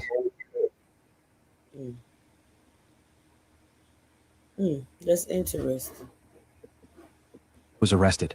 On December 10, 2025, just hours after his termination from Michigan, Moore was detained by Saline Police in Saline, Michigan, and transferred to Pittsfield Township authorities for investigation into potential charges related to an alleged assault. Reports indicate the incident stemmed from a domestic disturbance in an apartment near Ann Arbor, where Moore allegedly attacked a woman, identity undisclosed, and made concerning statements about... He didn't attack the woman. This is what I'm talking about. Where did we hear in court? See, and that's why I like to go straight to the courts. Where did we hear he attacked the woman? If anything, he attacked, he did force his way in, but where did we hear that he attacked the woman, though? I didn't hear that. If anything, he attacked himself with a butter knife. What you call, did he? Because Miss B earlier said that the door was unlocked from a report she was listening to at that moment. I know. And the only reason why I didn't respond to that because I haven't seen that. Y'all know how I am on this channel, as far as unless you can point me in a direction to where you saw that at, and I just tend to, I saw where she put that the door was unlocked. I saw that. But my thing is, how do you know that? Where did it come from? I think the words that they used in court was forced his way into the property. So I don't know if he kicked the door down. I don't know if she, sometimes people open the door and then once the door is open, you kind of push your way in. I don't know. See, we don't know how it happened. Hell, my thing is he should have had a key to it. He might have had a key to it. I don't know. They have been humping around for some years. So I don't know. Self-harm. He was booked into Washtenaw County Jail that evening, with no formal charges filed as of December 11th. This followed Michigan's announcement of his firing for credible evidence of an inappropriate relationship with an unnamed staff member, violating university policy on workplace conduct. The dual events drew intense scrutiny, amplifying fallout from prior NCAA issues like deleted texts and the sign-stealing probe. Thank you for watching. For more informative content like this, subscribe and click on the bell notification. All right. Okay, dude. That was good. All right, so yeah. Oh, I think I wanted to show. Hold on. Oh, we right at 3 hours. I did want to end at 3 hours, but I wanted to show y'all something else. Hold on, y'all. I think I had a video of him coming home. Since old boy said he probably wasn't gonna go back to the house. Hold on, let me see. Let's see.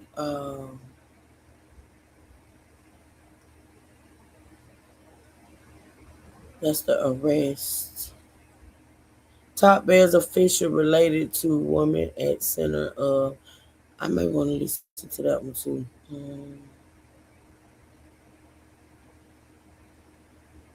Where is that clip?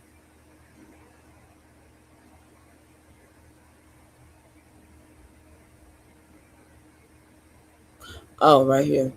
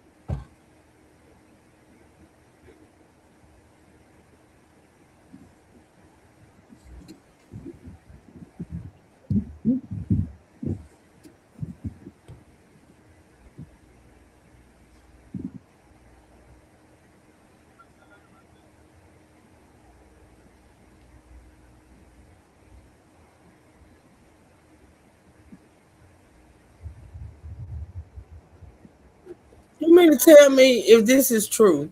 And I can't really tell. Somebody was on these four property filming him coming home from jail. Let me see something.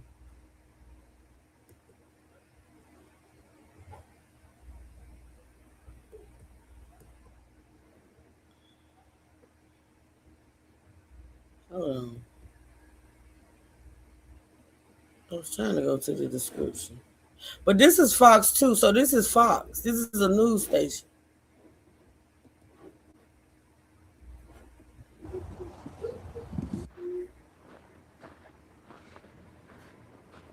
Oh.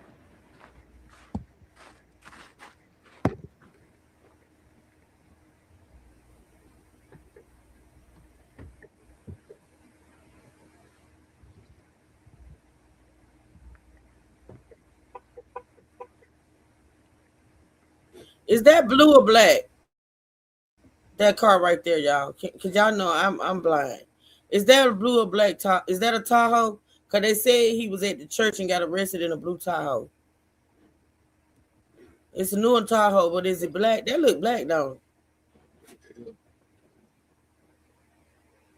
Why he got his rims on in the snow?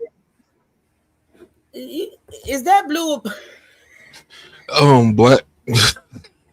I thought the lady at the church said his car was blue, a blue Tahoe. So maybe it's not him. Let me see. Hold on. Well, it I don't is see no evening. blue. Yeah.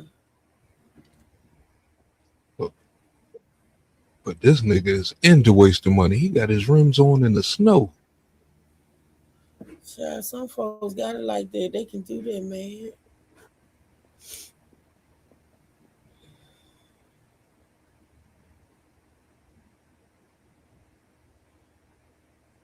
Big ass house.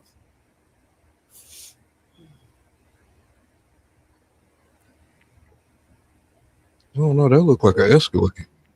Yeah, that don't look like a Tahoe at all. Matter of fact.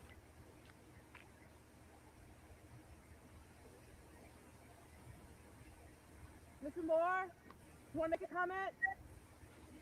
Oh, that's definitely his house. You hear the news person saying, "Mr. Moore, you want to make a comment?" Y'all better leave folks alone, man. Y'all on this man. Look at that view. That's gorgeous. They just sitting there. Just they had this man's house on his property. Just waiting to see something. I'll be already mad too. I'll be right up in the backyard. They ass will pack that van quickly. Yes, sir. That ground starts shaking. Oh wow.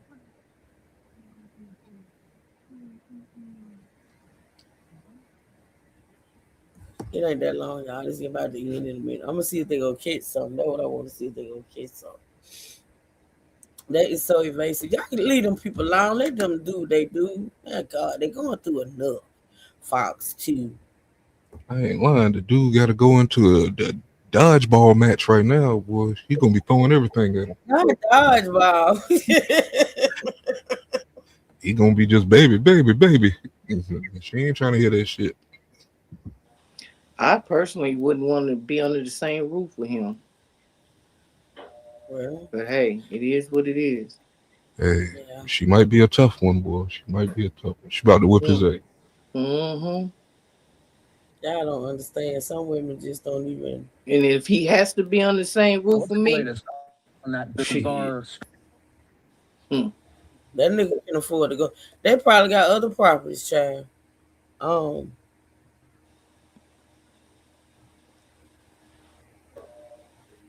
on.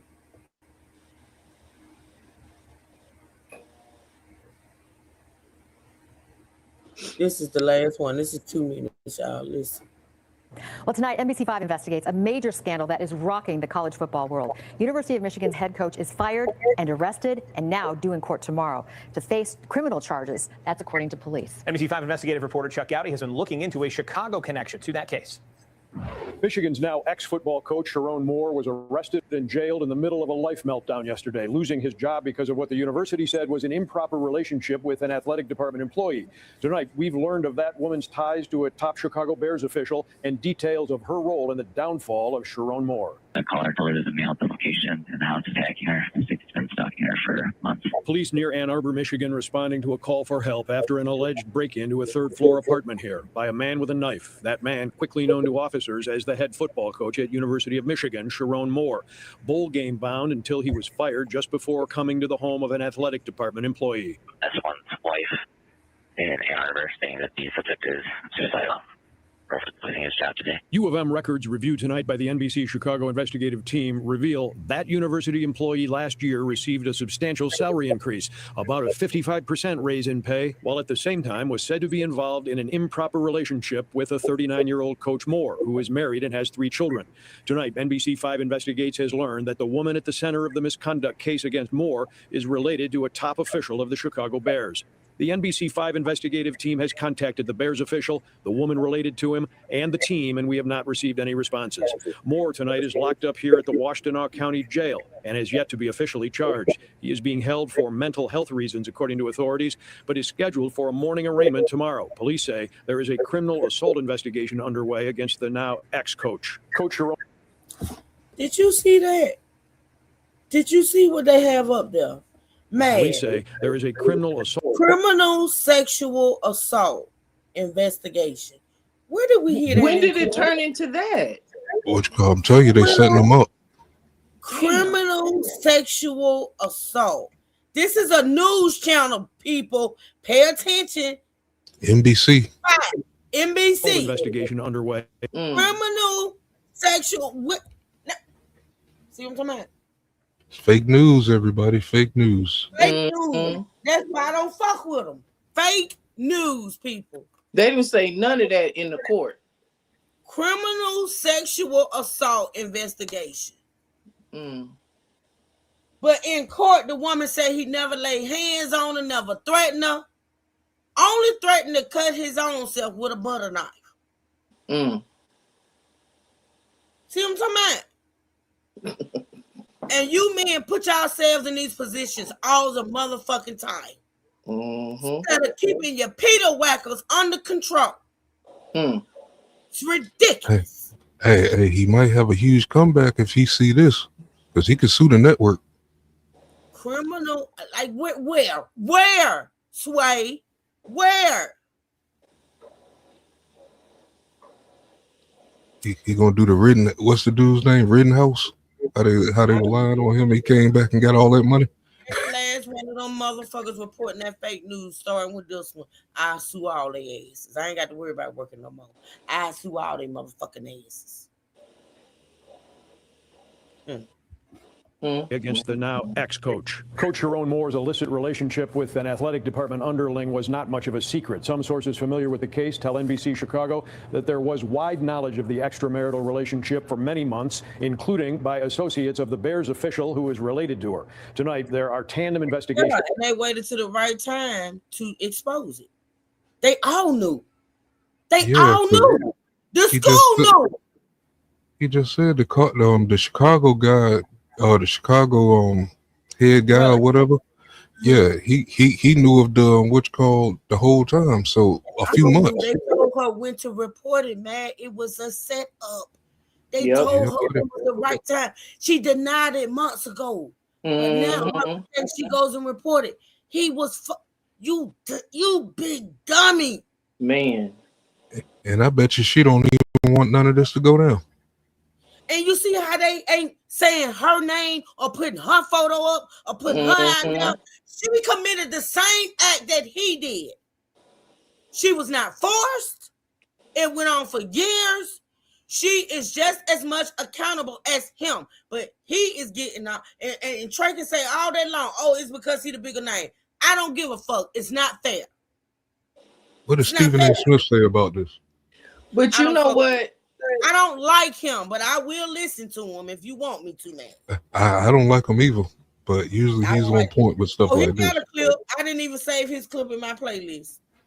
Hell, I didn't want to and we're gonna get into him when we come back on this, Shannon Sharp. I didn't want to put his in my playlist, but I want to see what that nutcase got to say, because he can't offer nobody no shit. He can't say nothing. With his dumb ass. He was dumb too. But you know what, with all that being said, and I'm not justifying his behavior or justifying what he did. Absolutely. But maybe that is why he went over there and told her, you fucked me over, you fucked up my life. And motherfucking mind, because he thought about it and realized he was set the fuck up. Yeah.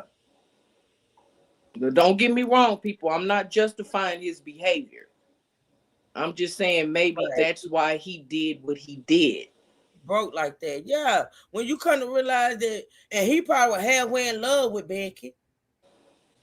But again, dude, you put yourself in this situation. You risked your career. You risked your marriage. You risked your family, all for an affair. All for a woman.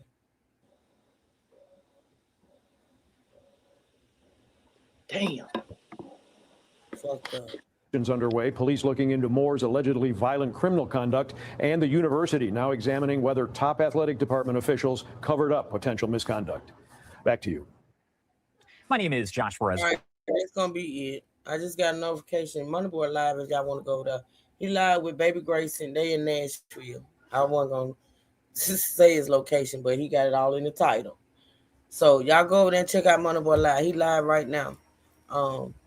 I appreciate y'all supporting this live. I do. Thank you, Mad. Thank you, Keep It Cute. I love y'all. I appreciate y'all too. I will see y'all. We're gonna come back with more on this. I don't know if it's gonna be tomorrow, but we will be back to talk about this more. And man, I add that Stephen Smith onto the plate is just so you can get his ass. Okay. I mean, I'm not a fan of Stephen A, but usually he's on point with topics like this. You know what I'm saying? Okay. Well, we'll listen to him the next time. We will. Thank y'all so much. I appreciate y'all. I love y'all. I'll see y'all later over there in Sippenville. Okay. With that being All right. said, true siblings and state, and we out.